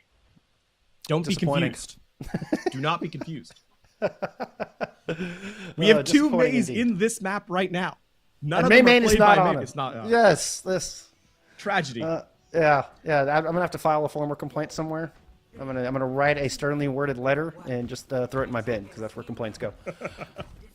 Doors open, though. We're going to see that mirror composition come through, and it's going to be a brawl in the choke point. So, eyes on the Reinhardts, as always. Eyes in the Baptiste. These are 2 main factors in this first fight. Bit of a subplot would be those Mei walls. Could be Reinhardt's worst nightmare. But Maelstrom and the rest of the Toros do a good job of circumventing that and have some good position up. Head-to-head, though, Maelstrom is going to fall. And 1 Reinhardt down. Huge advantage over to Redbird Academy as they choose to pursue it, even using a nice Mei wall to prevent the retreat of numbers. Ooh, good thing they got back to the point. They're going to get the stall onto the D.Va, and they're going to get the D-Mech as well. This is going to feed ult charge over to Redbird Academy, but that was close to giving up that first tick. So good coverage from the defense as they reply in time, and that's a stalemate, actually, for the Toros as they're now forced to reset. Eyes on Sam, though. Look at the difference in ult charge between the 2 Meis. Numbers, I mean, the numbers aren't really adding up. 30% to 86. That's going to be a Blizzard in this next fight. So too an Earthshatter. So a lot of tools here for Redbird Academy to complete this hold. Well, a number subbing in for this map for Danny. So maybe just not quite warmed up yet. Shatter there, only found 1 actually on the numbers as well. But Nova's going to sacrifice himself for him, and it's a +2 to the Toros as they circle the tower, push onto the point, find the kill onto the Baptiste and Crimson as well. Meaning it will be only a matter of time before they get this cart rolling, and we'll see if they take advantage of that high ground that we were emphasizing so much. It's not often I highlight 2 ultimates and then both of them get used in the fight and neither get value, but that just happened as Redbird Academy used both the Earthshatter and the Blizzard, right? Sam no longer having that lead. In fact, it's a deficit, which now gives the Toros that, you know, control of, or the ability to control the high ground, because they'll have the Deadeye, they'll have the Earthshadow, they'll have the Blizzard as well, all that and more. So, yeah, Redbird Academy gonna have to think fast if they want to dodge this through. And speaking of think fast, that is a fast Deadeye to activate and then pull the trigger on. Yeah, good Mei wall to block it as well. Woo! Oh, Sam! Nasty stuff for both Sam and Maelstrom. Maelstrom just starts charging up the stairwell to take back this high ground. Toros storm in the castle, and they are conquering everything before them. Maelstrom leading the charge and smashing everything in their wake. Man, if I was a support on Maelstrom's team, I would be fuming. Reinhardt just ran through the Ant Matrix and said, I expect you to keep me alive. I mean, Cheshire Cat and Night Fury both better sports than I am, apparently, because they did. And a big part as to why the Toros were able to walk through. Still, that's the control of the high ground that we were talking about, and the Toros are playing it to perfection. Blizzard did come out from numbers just before they went down over this door, but the sound barrier is there from Crimson. Self-destruct in the back. Crimson doesn't get behind the shield, probably looking for a boop off that bridge. Now the return fire. Cheshire Cat also taken down. 2 Lucios dispatched by 2 self-destructs from either side. Both teams missing speed, but Redbird Academy have the edge. Yeah, and with Wiki Chicks being eliminated, they're going to back up now, are the Toros. Redbird Academy decisive in their re-entry, though, and I think it's been a bit of a curse from us. We need to stop talking about these Blizzards, because the moment we mention them, they immediately lose value by just being denied in some way or another. Classic. So, you know what? To even the score, Sam, your Blizzard's up next. Let's see what you can do with it. Are we trying to curse them equally? Is that the plan now? Listen. If I've got the power, I may as well wield it, right? Oh, fair enough. Fair enough. Speaking of power, Redbird do have that high ground once again, acknowledging all those important facts that we discussed at length. Good wall up. Maelstrom desperately trying to get out of there. Throws down a shatter. In that favor, the counter shatter is better. Nova is just storming on through. Maelstrom in a lot of trouble. In fact, Maelstrom back in spawn. Redbird Academy are going to hold on this one. Yeah, remarkable stuff there. Actually, good read by Redbird Academy to recognize that Toros are fighting for that high ground, and instead of just giving them the space, zone out the path they want to take to force them, you know, in a head-to-head. And obviously just a good recovery shatter there from Nova. Just a clean read, block into shatter. It's the oldest trick in the book, but sometimes that's the one that works the best. And now, I mean, the Toros are kind of running out of time. It's 2 minutes 15, yeah, but that's only about 2 fights. They're going to get a slow rotation here through the back. A little bit split, though. Redbird will allow them to coalesce on the objective. That's because they've got an Ant Matrix they can just throw onto the high ground. Deadeye as well. Maywall doing a good job of blocking some good damage. And both teams just kind of staring at each other from afar. Toro's trying to decide how they want to approach this. Okay, they're going to go take the high ground again, but this time from the outside. It was that long rotation. Redbird Academy kind of letting them walk in, and the Ant Matrix is there, but it's an immortality field. They're going to give Toros the edge alongside a Deadeye. They are able to claim this high ground and evict Redbird Academy from this position they wanted to protect so dearly. Once they drop down low, easy pickings for the Toros. Now, I don't think that self-destruct's going to bring it back. No, and I mean, even with that, they're still, you know, committed to this engagement. Really good stuff by the Toros, I have to say. A bit of a dance here, a little bit of space gained, a little bit given, and then back to taking space. So it's a deadly dance, make no mistake about it. But right now, the Toros have the upper hand. Coming into this next fight, though, I mean, it's all Toros. Look at those alt check marks. Redbird Academy have to make a lot with just the sound barrier. Oh, I think that shatter got blocked by Numbers' wall coming out of Maelstrom, but the Blizzard is solid this time. Crimson does get the sound barrier off in time, but it's not good enough to protect their squad. And the Toros, decisive path making and decisive fight wins coming through as they're going to batter down this door. I mean, considering Redbird Academy walked in with nothing, I think they're okay with that fight. Yeah, fair. You trade sound barrier for what, like 4 ultimates, I think? Self-destruct shatter, Blizzard. So 3, but 3 high impact utility ultimates, so you're okay with that. Now on the return, you're gonna have a Blizzard of your own. I apologize, Sam, I should stop mentioning it. You have the Ant Matrix, of course, and because you're on the defense, you should have the opportunity to activate it first. However, Night Fury, you can see what an aggressive position this support's taking. They want to kind of separate the team here, and you can see them activate it early. And it's going to force them back off of this first corner, and Toro's having to fall all the way back into Mega Room. Unfortunately, I think Numbers got walled off and not able to retreat. Redbird Academy are going to try to get aggressive on this. Maybe thinking better of it. No, Nova's stepping out, was looking for that shatter, didn't like what they saw, and decided patience was the better end of virtue in this instance. But Redbird Academy, I mean, they've taken a lot of space here, Lafon. Eyes on Sam, though. It's a bit of a bait because they don't see the mate in the corner, and they're going to walk forward, and they're going to meet the Blizzard. Oh, but they kite out just in time. I think Cheshire Cat got the speed up, and they're able to get out of that line of sight of the Blizzard, or the area of effect is probably more accurate, and Sam goes down. Now Maelstrom returns with the shatter, finds several members with that, pushes through, and the Toros, they manage to dodge the bait and then strike back with a big counterpunch. That is just spectacular stuff there. Maelstrom, honestly, Maelstrom has been really impressive there. The shatter to lay down everybody. Nova did not expect it in the slightest, and now we're going to see Sam switch over to the Junkrat. Ant Matrix with that mine is going to be a ton of damage. And the Toros kiting around the corner to avoid the most of it. Yeah, just going to go ahead and wait out that double damage amplification matrix. They do have, the Toros have a sound barrier to come back in here with, but it's about it. There's a couple more check marks coming online. It's Numbers Blizzard that we're going to talk about, possibly Cursed Defense Matrix used early, and the Blizzard makes it out. Self-destruct might prevent some follow-up on that. It's going to pick up one. May not able to get back in mech, but it's still a nice advantage the Toros are going to try to negate with a sound barrier, but Maelstrom falls on the approach. Yeah, that's going to be a commit that they may actually want back for this final fight because there's 13 seconds left, and they're going to get staggered out. This is not going to be a full recontest from the Toros. They thought they had less time than they actually did, and that means that it's going to, in fact, be a hold here. No one can even touch the objective, so final point will be denied as the Toros run out of time. Redbird Academy run out the clock and set the win condition of this map. I mean, this is close. Definitely doable for the Toros from a defensive point of view. I was talking about you don't get a whole lot of full holds, but you definitely see quite a few holds on point B. So despite not completing the map, they can't be too upset with the amount of progress they got. But on the other hand, I mean, Redbird now have their clear win con in front of them as well. They know exactly how far they need to get and exactly when they can use their ultimates to accomplish that goal. Something I want to highlight too, though, is that these are well-disciplined teams, right? These teams, like both these squads, to the point, about the holds and so forth. What I'm seeing from them, from both Redbird and the Toros, is the fact that if a fight is not going your way, like objectively is a bad fight to take. I'm talking, the Ant Matrix setup before you can even walk around the corner.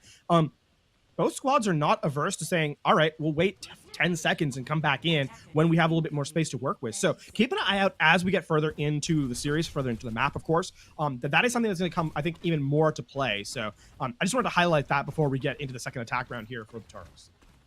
I like it. It's an extremely important thing to highlight, and just continues to show how disciplined these two squads really are. And it just falls in line with a lot of the main themes that we've been talking about here through this series, and trust and discipline at the top of that list. A little bit of an adaptation, though, from the defense. Redbird going to bring the on instead of the BAP. Anti-nades at the ready, sleep darts, of course, and all ever-present nano boost onto the Reinhardt if required. Sam taking so much damage, though. Oh, look at that speed. With that, they decided it's time to go. Redbird push in, and they find Maelstrom immediately. The Maywall is behind. The Bionade is good. And Big doing a fantastic job of heals there. And the discipline with the Ana this time around to use that Bionade to protect the team as opposed to trying to get the big purples. Yeah, and I mean, here's the thing that the Bionade quietly does as well. Look at the ult charge of the Toros, right? Night Fury at 76%, Cheshire Cat at a measly 23%. Now counter that with the fact that Crimson and Big, off the back of the Anti-Nade, got a ton. Nova going for aggression is going to pick up one. It's not enough to keep Crimson alive, but I think Redbird Academy has accomplished their goal here at this point. Oh yeah, you absolutely will take that trade for the Baptiste at this stage in the map. 3D Hizzy's on a bit of a flank all the way around back. Has some room to retreat back into the castle, and everybody from Redbird is a little low. So Redbird aren't going to try to pursue that. Up to the high ground goes 3D. It is a surprise fight for Toros, I think. I don't think we expect Redbird Academy to be that aggressive. That's going to buy a little bit of time for this payload to move through. That was a stun from 3D Hizzy onto Baguette. I think that sleep dart just canceled your shadow. It did. It absolutely did. And so the nano boost is going on to Sam, who did throw the blizzard out, but there's nothing to block Nova, who comes smashing through. Oh my goodness. A couple of great ultimates. Nano in the May might not have worked out, though. Nova's able to pick up 3, but eventually falls as 3D Hizzy brings this fight back. And coupled with the fact that Main just did not get Wikitrix out, with the self-destruct keeping them alive, that's going to be this is a bit of a stalemate of a fight. I think Toros might have the edge. This is going to be a quick re-engage. We'll see how, if Redbird Academy want to take this broken fight, thinking that they have the advantage, which they may as well, at least until Baguette went down. Now the Deadeye coming out from the defense of the Toros. It's a lot of skulls, and Nova's going to fall. The shield cracks, and the next bullet catches Nova, and the advantage has completely swapped. Redbird Academy now pushing all the way back into point A. And that is a two-player recovery from the Toros, right? It was 3D Hizzy and Wikitrix, the two players that really stepped up in a big way. Obviously the eliminations, but from the Cassidy, but the survivability of the Diva, the off-tank keeping that fight in contestation means Redbird Academy are now fighting uphill yet again. I mean, a fight that Toro should not have won is one they bring back. Now, they're going to open it up with another big pickoff. This fight's theirs to begin with without the fight even starting. And now Redbird have two choices, like either just sit down here and wait to get pounced on, or try to run back through 3D's sightline to retreat and regroup with their Lucio. Looks like they're going to go with the former and just hang out, because they've got to have Crimson in this fight, particularly with that sound barrier. I mean, the Toros are more than okay just letting this fight not happen. It's going to take time off the clock, something that really favors them here, right? So now begins the slow, inexorable attempt at the high ground, but Toro still holding position. Sam's got another Blizzard online. Trying to push up this dangerous tunnel. Maywall is early, so Redbird Academy are just going to rush in after it. They return with an early one of their own, but it's the Blizzard coming out from Sam that was behind that Maywall. The secret Blizzard thrown in. Wikitrix could not eat it up, and Cheshire Cat's sound barrier is not going to be enough. Crimson even throws in one of their own. A couple of late ults coming through. Will solidify this fight for Redbird. This is, I mean, still favors Redbird Academy in the next engagement, though, after that ult dump of a fight that we just had. I mean, specifically the fact that you have the self-destruct for contest, you have the Ant Matrix. If numbers can land a Blizzard and then, collapse on the remaining players, then perhaps the Toros have an opportunity, but Main going to try and deny them as they walk out of this choke point. Still, a lot of space being gained by the Toros, all that withstanding. Yep, they use that Immortality Field to help get out. Nova's a bit in front of the team alongside Main. Big trust in big. No pun intended, genuinely on that one. The double damage, or the double healing, going through that Ant Matrix. Doing a great job. Nova now looking a little low as the Ant Matrix has dropped down. Self-destruct was used, get Wicked Tricks back in mech, but Numbers doesn't get a chance to get the Blizzard out. In fact, both Mays now off the table, but the Toros have lost all that space that they had gained. Redbird Academy gets flattened as Maelstrom emerges with the Earth Shatter right onto the objective. A couple of kills on the back of it, but this one still, I feel like it could go anybody's way, especially with Nova swinging across, gets two. Redbird Academy might win this out. The Blizzard late. Could it clutch it up? It will. Oh my goodness, Lafon, I don't believe that Toros just won that. That is a remarkable level of commitment to a fight. The Toros, eyes on victory, do not lose sight of the payload. Wicked Tricks also in the last moment tries to go chasing for a kill, recognizes there's no one contesting the payload and returns in an instant. That could have flipped on a nice edge. But Toros just remarkable under pressure, Numbers especially, big a Blizzard at the very end. And Redbird Academy thought they had that. Now they have to work just as hard to gain as much space as they just left. I thought they had that. I mean, it was down to 0.1 something. It was extremely close. All right, it's going to be the Deadeye to open up this next fight. Just got to brawl it out right in front of the door. Ant Matrix invested from the defense, though, is going to slow down Redbird and force him back behind cover. Big goes down along the way. 3D Hizzy turns the corner, is able to pick up Big, and Maelstrom can go in swinging for the fences. And Toros have built such a bulwark of a defense. Now they have just one more hold, and they will take this map. And they are going to stagger Mayman as well. They don't let them walk off the map. Oh, I mean, dirty. That's with how long it takes to slide off that ramp. That's an extra, like, what, 15 seconds gained?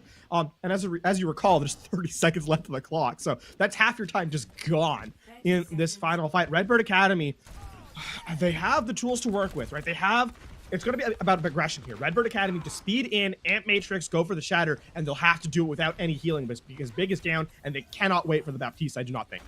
No, they don't have the time. That's disastrous.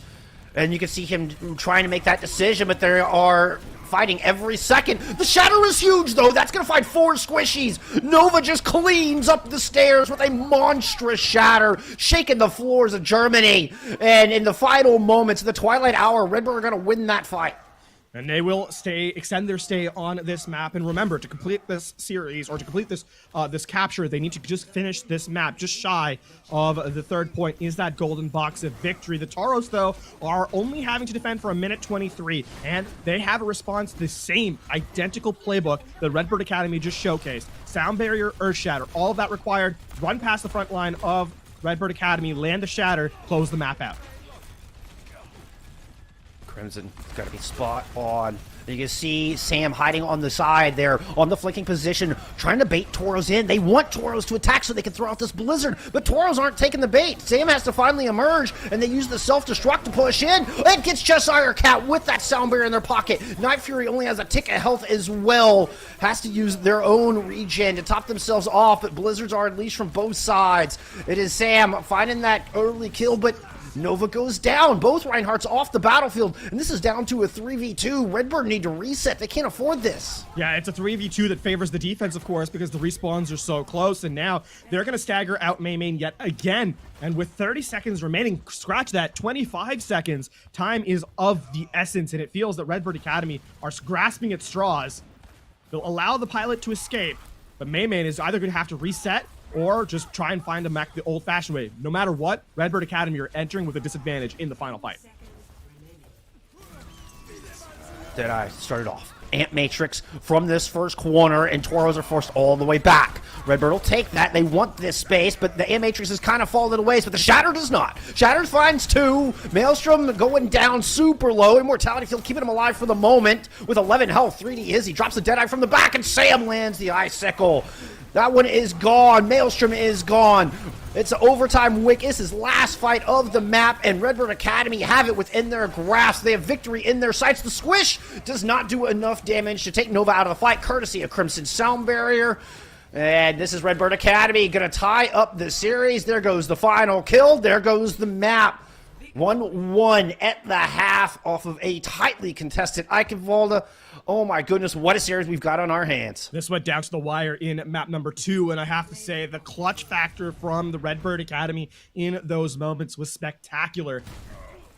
Recall that Redbird Academy enters multiple last fights with a disadvantage in player count.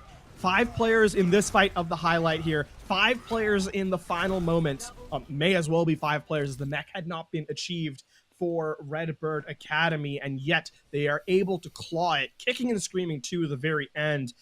I mean, you said it. We have a series indeed, a good one as we head into the break.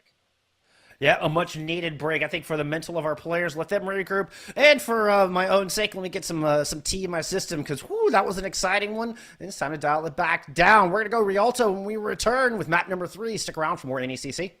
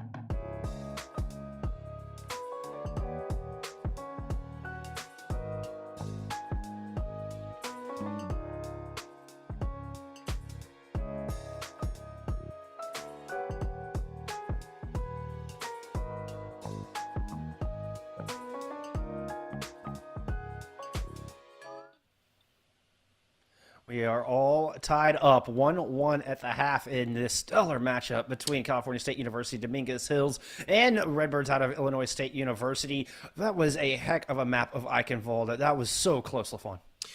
It was in fact a very spectacular map. We have to bring it back down to earth though as we head into map number 3 as Rialto is up next, going to escort. We do have, of course, a substitute to speak about. Numbers will be stepping out, bringing back in on the DPS role. So, we talk about obviously Numbers being a bit of a May player for this squad. So, I mean, if you had to get my professional opinion, I think we can safely say that the likelihood of us seeing the May Ryan mirror comp is fairly low heading into map number 3. And that being map number 3 being Rialto. So not traditionally a very strong May map, and as such, yeah, we are going to have Danny coming in as that substitute in the DPS. Same player we actually saw play a little bit of May on Busan, but has, a little bit wider hero pool from what we can gauge and what we've seen from the Toros, who are in a position to try to strike back. I mean, they were able to hold Redbird into a couple of overtime situations, but Redbird found a way to muscle through there in map number 2, and as such, it is the Toros who have chosen to go on the defense now heading into Rialto, so we're going to get Redbird back into the red jerseys. Yep. I mean, the one thing to highlight, of course, Danny on the may have been a curse of circumstance more than, a tacit acquisition or acceptance of the fact that, Mecha Base kind of needs that rush composition sometimes. We'll head into the streets of Rialto. We'll get a quick look at the canals first. I suppose this is more of a river, the one that we're kind of staring at right now. This is probably like a river, and then the canals are like later down into the city. So we'll see. Makes sense. I've never been to Italy, but neither have I. It's pretty beautiful. I hear it's pretty beautiful. You want to hear? You want to hear a confession? Please. The Paris map has made me less likely to go to the actual Paris. I've actually been to Paris, and Paris is amazing. So don't let that dissuade you. Yes, Lafon is a shallow person. I can understand how that leaves some tough feelings inside, some like wars internally, because playing on the Overwatch map of Paris might have it really kind of hurt the soul a little bit, as I think it did the entirety of the Overwatch community. But alas, maybe Italy would be a good option as well. There's not so many hard feelings on this map.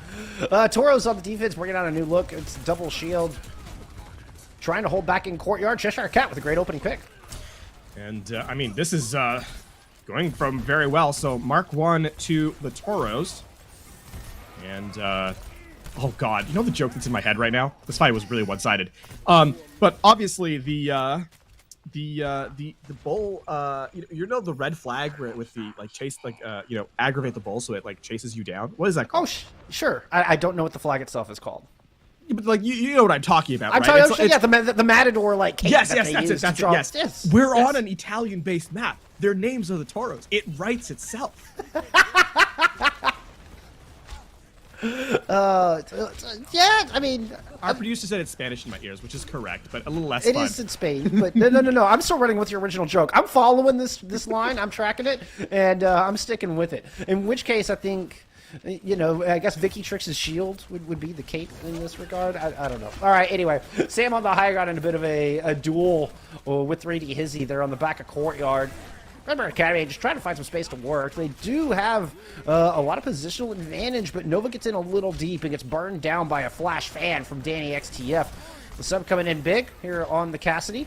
And the Toros maintain their lockdown on this courtyard. Yeah, and I think one thing, we saw Sam kind of like hunting for a pick, but like looking in a corner where no one was. And I mean, this has sort of been indicative of the approach that Redbird Academy has set up. They aren't really engaging with their Wrecking Ball, so there's no space to kind of work. And the double shield can kind of just sit there and focus the players as they come in one by one. So in this sense, it's a little bit awkward for the offense. They don't really have a win condition established, and I mean, the Toros are more than happy to say, okay, I guess we'll just spam down a corridor and win the fight. And, get some late picks as Redbird are standing around waiting for Nova to return, which I'm starting to believe is not the pick here. There's just so many things that are punishing Nova. You can see the Discord orb over their head at the moment. Same thing. Third time in a row, Nova has gone in. It's a flashbang, Discord, Accretion Rock. Everything is going against Nova right now, and Redbirds don't have that initiation tool. Do it. Use the Dragon Strike. You don't want to. Yeah. 3D Hizzy thought about it. Yeah, no, you see, I mean, 3D Hizzy's playing for the team. I'm obviously with the solo queue mentality, and I mean, they don't need it. The fight's already over. Baguette gets taken down. In the interest of, continuing to confuse European countries, baguettes come from Italy too, right? That's what I've heard, but, I'm just a Texan, so that's... jokes aside, baguette's going to switch over to the Cassidy here. As Redbird Academy has made wholesale swaps now to the double shield composition themselves, so a mirror look. But it's going to be the Gravitic Flux and the Dragon Strike avoided by just pressing Shift. And Arisa ignores all that damage. And both DPS ults come out the other side, which forces Redbird off of the high ground. A lot of ults invested and not a lot to show for it. Wikitrix is going to have a huge flux here, though. And the follow-up is certainly there. Redbird desperate to try to get out, and Toro's happy to pursue. The red cape worked to perfection on that one. So, I mean, Toros are understanding their win conditions spectacularly, and Redbird have not really found any. And I will say, with 12 seconds remaining, that was the fight that Redbird Academy to win. The one prior, I should say. Now, time is not there. Can they even touch?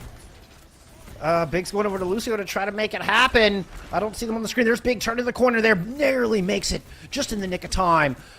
And has managed to survive a little bit coming around that corner. Halt into it. And Redbird still just struggling as the Transcendence is out. That's going to enable a little aggression to come through. And Toros are not budging. They have planted their flag on this corner, and they're not giving up any of it. They're going to go steal the space away. And the Toros' outstanding defense stands strong and will prevent hardly any progress here on point A. A mere 47 meters with a little bit of change. If only to give Cheshire Cat the recognition she deserves there. I don't think the Transcendence was for the aggression. I think that Transcendence was because of it. Setting off that off angle, setting the 5 orb, sitting in that mini health pack room, by the way, away from the tanks. You need the Transcendence to stay alive, but hey, it works out. So, suffice it to say that Toros only have to get around one corner. to straight up win the map, take the series lead, we're panning through the rest of Rialto because we're not going to see it the rest of it.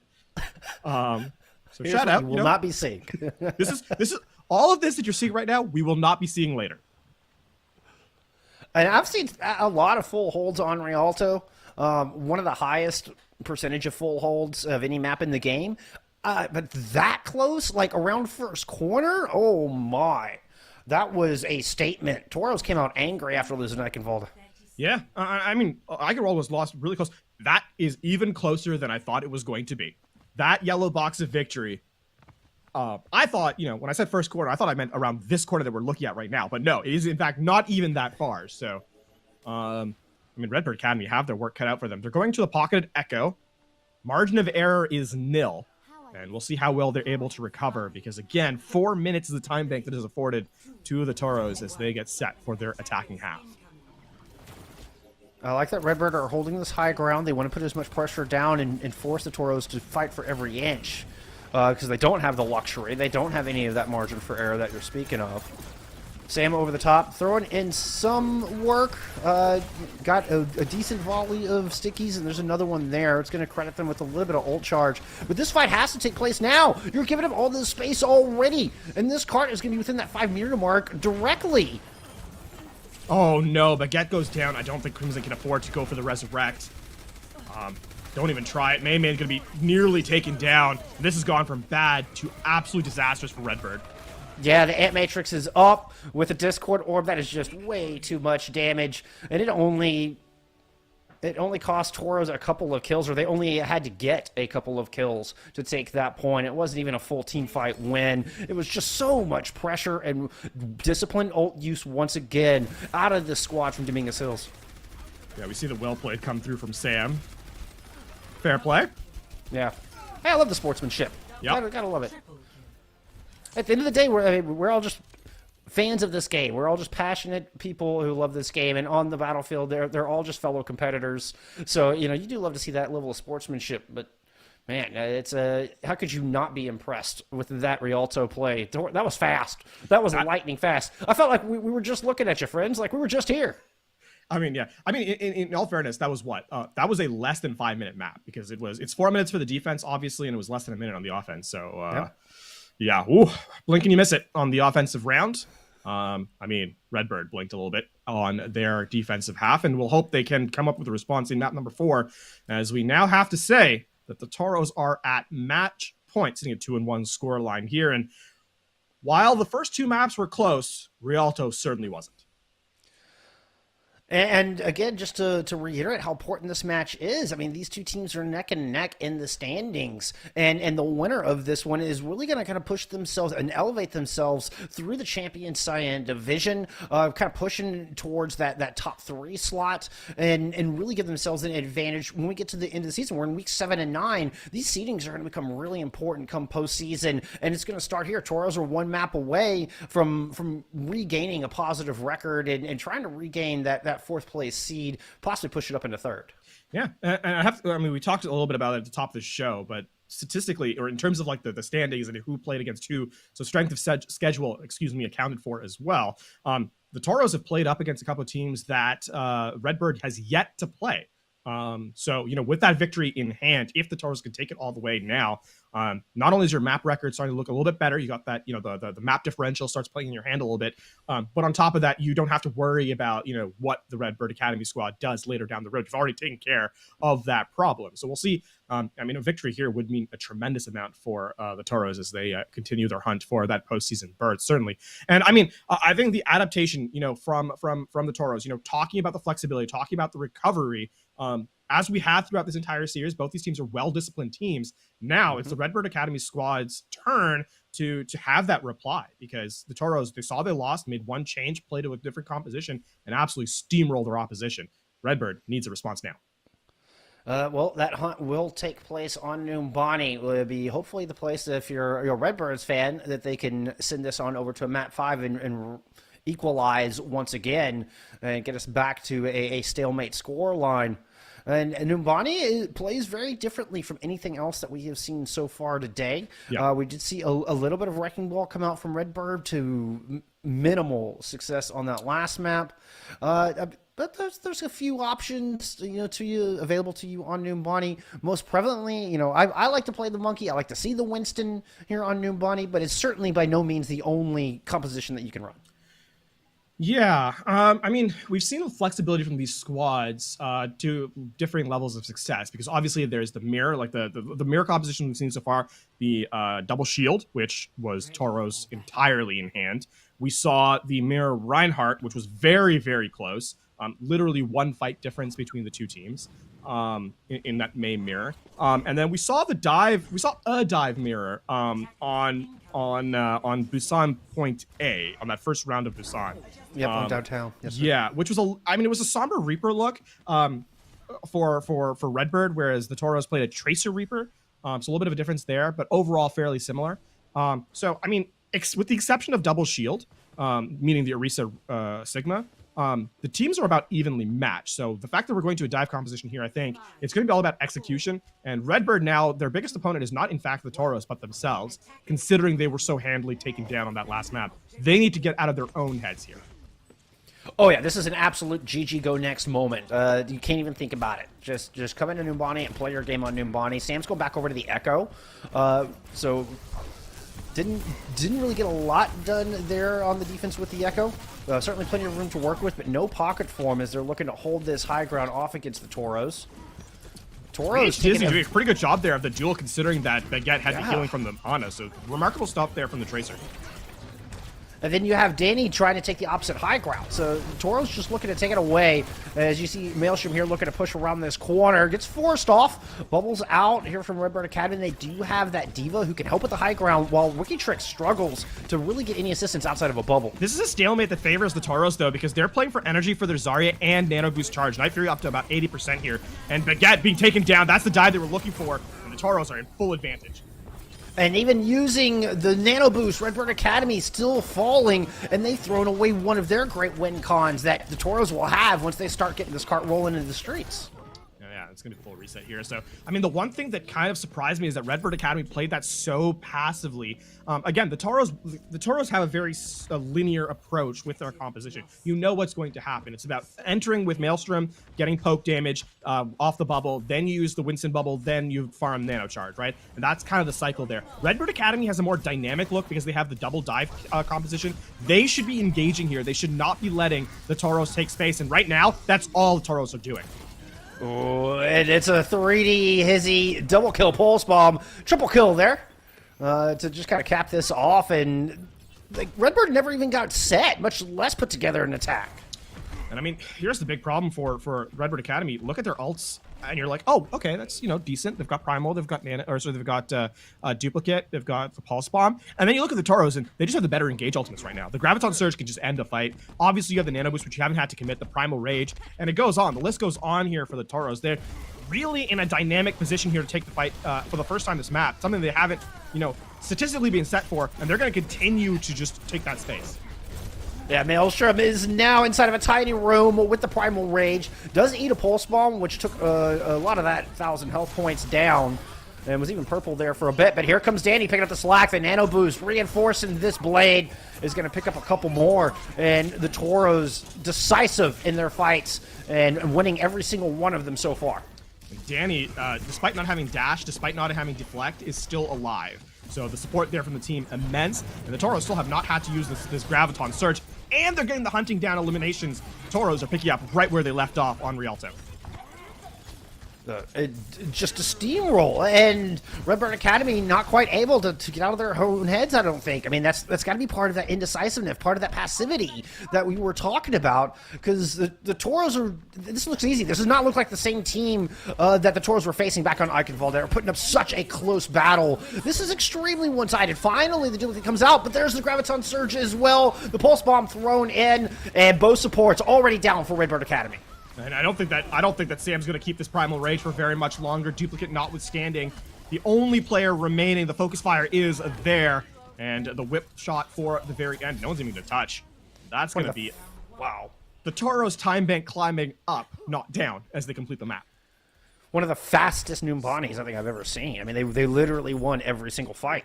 That cart never stopped moving once they got it going. They won point A first fight in quick fashion, and honestly, it didn't even feel like Redbird got a solid fight. They never got their feet planted after that point. And we are going to get a bit of a tactical pause coming through.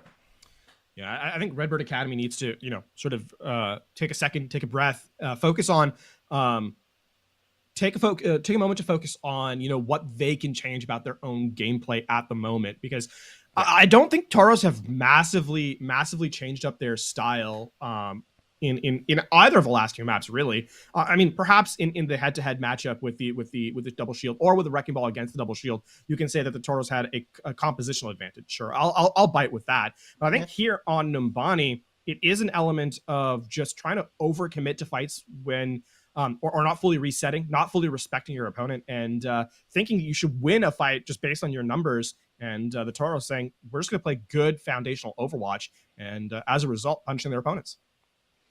And we've gone ad nauseum at length about the discipline of these two squads, but the decisiveness really stood out to me on that one. The Toros, they took those fights. They, despite being a man down at one point, like they still engage heavy and invest their ult wisely. And Redbird Academy just fell flat. I mean, just seemed asleep at the wheel on that one, dare I say. I'd say the one time that they didn't execute correctly with their ultimates was in first point. Yeah, I think afterwards, I think afterwards they weren't really given an opportunity to do it, right? That's fair. That's fair. The rally was, they didn't ult in second point at all, because that fight was ended by a pulse bomb at the start, and then the Dragon Blade and Primal Rage at the end. And then on third, it was, harried. They were trying to force a re-engage, and then the rally got stuck in a Graviton Surge. The focus fire was there. The self-destruct, same thing. Primal Rage, the duplicate into Primal Rage into, the eventual elimination was after everyone had been taken out. So Sam was the last one left standing. And I think, now all of a sudden you're talking about in isolation, you're like, okay, maybe they didn't execute on their ultimates correctly. In a more focused, reveal, it's really a case of Toros doing a good job of isolating those engagements and preventing Redbird Academy from responding. And I think, at times it's easy to say that a team is making mistakes. I think we need to focus on the Toros and say they're just playing really, really well here. That is extremely valid, Lafon. That is extremely valid. I like it. And hats off to them. They deserve that acclaim, because that was an incredible map for them. That was extremely well played. They did seem to have the premonition, like to shut down everything that Redbird wanted to do. So I agree with that 100%. That's smart stuff. That's smart stuff. I mean, I will temper it by, I'm a naturally acerbic fellow, so I'll have to temper my previous unmitigated praise with saying that now the Toros and their defense have to not get too cocky, right? Because sure, it's a 4 minutes 26 time bank, but hey, blink, and sometimes you can fall into the same trap that your opponents are in right now. So I'll say, in as much as it's a good attacking half, we need to see the defense stop at the same level here for the Toros, as they would like, I think, to close out this round and the series as a result. Overconfidence is a flimsy shield, as I once heard a wise Omnic say. So it's definitely need to stay disciplined. Something that has really not been a problem for the Toros thus far. But if Redbird can get a good attack on point A and get a somewhat equivalent or comparable time bank, they could very easily do the same thing on point B. That kind of point B take for the offense is not unheard of on this map. Numbani is often, you just almost forget about point B. Sometimes that is just, it's too easy for the attackers to deny that space for the defense and never let them get settled. We've seen it time and time again. This is not an isolated incident we just saw from the Toros. So a good attack from Redbird here. They're right back into this. They really are. That's kind of where you have to be, right? If you're in this position, it's a case of, the first two maps were close. Rather than kind of getting down about sort of the score line here, just focus on the attack round. Just focus on what you can do to kind of bring this one back in your favor. So that's eyes on Redbird Academy. How well does this first engagement go for them? And we'll see if they can do it. Now, I will say that Redbird Academy are playing a more mirror. It's not a full mirror, but it's near enough that I'm willing to call it a mirror composition, because the Diva Ryan, or Diva Winston, I should say, is here. So it's going to be a full dive, full-on engagement from both squads, unlike the Zarya we saw from last round, which is a little bit more poke. In as much as a dive composition can poke, that's kind of what happened. So we'll see now the fact that it's going to be a head-to-head matchup with these two tank lines. How well does Redbird Academy play in the true dive matchup? Look at Baguette going into hotel. I don't imagine the rest of the team. Yeah, the rest of the team's going up to high ground, as I was hoping that they would. And a very similar approach. Nova going in and does have Main at their side. So some good work forcing them back the Toros a little bit. Maelstrom goes down low, has to use a bubble a little preemptively. Now Redbird have an opportunity to push in. They need to do it carefully. Defensive matrix has been completely used, and they're not quite able to get that kill. Baguette falls on the attack. So good job by 3D Hizzy to able to control that flank and help win out that port head-to-head up top. And I mean, the one thing the Toros do, though, is despite that much damage being taken from Maelstrom, they also are kept alive by the supports who have been, we've talked about this in the previous maps. Maelstrom has a penchant for just over-aggression, and it's only over-aggression if you get punished, and the supports absolutely refuse to let that be the case. So Toros' support line has been doing a lot of work, and 3D Hizzy right back at it with a pickoff. Oh, but Nano Boost does make it out to Nova. They need to make something out of this, though. Try to return the favor. They do. All right, both the supports off the battlefield, both on as that is. And Night Fury not able to get their Nano Boost out. But 3D Hizzy, once again, the X Factor for this squad. And on their primary hero of Tracer is able to pull this thing right back, despite not having a Hana there. Yeah, both supports down. No problem. And Redbird Academy are forced back to the drawing board here. The Toros. The clutch factor really in this on Numbani has been 3D Hizzy, who the Tracer has been spectacular, but also the supports. Those two have been doing a ton of healing, and more critically, have not been requiring as much peel, on these dives as sometimes a support does. So remarkable stuff here, both the survivability and the output from both Cheshire Cat and Night Fury. Undoubtedly, and part of that is just a wise pick in the brig. 3D Hizzy able to get that stick onto Main is a different approach here from Redbird Academy. But they're kind of caught in that small room, and the Toros very quickly make the adjustment necessary. Nova's able to escape and trying to get onto that back line, but their own has fallen. No more supports left standing here for Redbird Academy, and they're going to have to retreat yet again. And Nova, they take out one, but look how much they had to do. Look how much they had to commit just for that one elimination. Maelstrom also does not commit the Primal Rage, even going down to about 50 HP. So a Maelstrom, I've said it before, I'll say it again, just absolute faith in the skill of the support line. Stays alive yet again, builds, that's an ultimate you didn't spend, so it's an ultimate you have now for this next fight. And Redbird Academy, it's going to be a big bomb ×2, because that's really their only opportunity to open up this point. And again, it is last fight for them. Yeah, coming up on that 1 minute mark. All that healing coming through from the Toros means that Cheshire Cat also has this rally online ready to go, which is just a detriment to everybody from Redbird. Oh, and the early pick is there. Baguette does land a stick, but at the end, it's going to be the blade in this tiny room. They did not account for, and Redbird spinning in that fight. I think the only consolation is that it was fast. They may get one more here, Lafon. Oh, Sam needs to stay alive, but they won't. No. They won't. 3D Hizzy just says, And that is going to be the Toros. This Tracer player has been an absolute menace on Numbani. If anything, the carry of the map, in as much as it's required, because the Toros are playing such well team play here. And, oh god. Head on a swivel! Nice. So far, Main doing a good job, but the defense matrix is up, and here comes the reinforcements. Big is going to go down. Main falls to that pulse bomb. Duplicate out onto the brig, but it is just in vain. There's no overcoming this Tracer of 3D and the incredible teamwork from the Toros. Night Fury even lighting it up there. What a way to cap an amazing game from her as it gets the final kill of the series. The Toros will close it out on Numbani with another full hold, taking our series 3-1. That is just a different team in the last two maps. We're going to see a highlight here from 3D, the Tracer. This was just... I believe this is the pulse bomb on the Stew's face. Yes, it is. Yeah. Oh, tell me you don't stick the Tracer. Don't do that. Okay. That's arguably That was worse. pretty nasty. That was pretty nasty. Oh, on to the brig. It gets both supports. Yeah. Oh, my goodness. And finding that moment where the brig shield is up and there's that split second where the brig shield gets dropped to turn the corner to try to let it respawn, to try to let it cool down a little bit. And in that split second, 3D Hizzy pounces, sticks the brig right in the chest. Special delivery, and it's an L delivered to Redbird, courtesy of 3D Hizzy and the rest of the Toros. Outstanding stuff. It was so close. Maps 1 and 2 were so close, and the Toros just ran away with it. Yeah, I think honestly it was a level of confidence coming in, perhaps a level of practice too, on Numbani, just an understanding of how to approach the map, especially I think on that first point, the high ground aggression, understanding the win condition is to play around your ultimate for that first fight.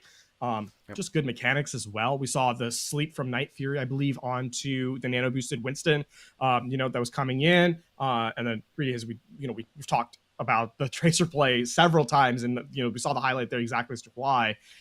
Overall, I think the Toros on maps 3 and 4 really showcased why they deserve this series. And while the first half was close, the Toros definitely ran away with it towards the tail end. They looked absolutely scary. I mean, and that was remnants of the team that made the grand finals back in fall, and looking like they could finish off this regular season strong and be equally as scary heading into our next postseason. But that is going to do it for us tonight. A couple of fantastic games all night long.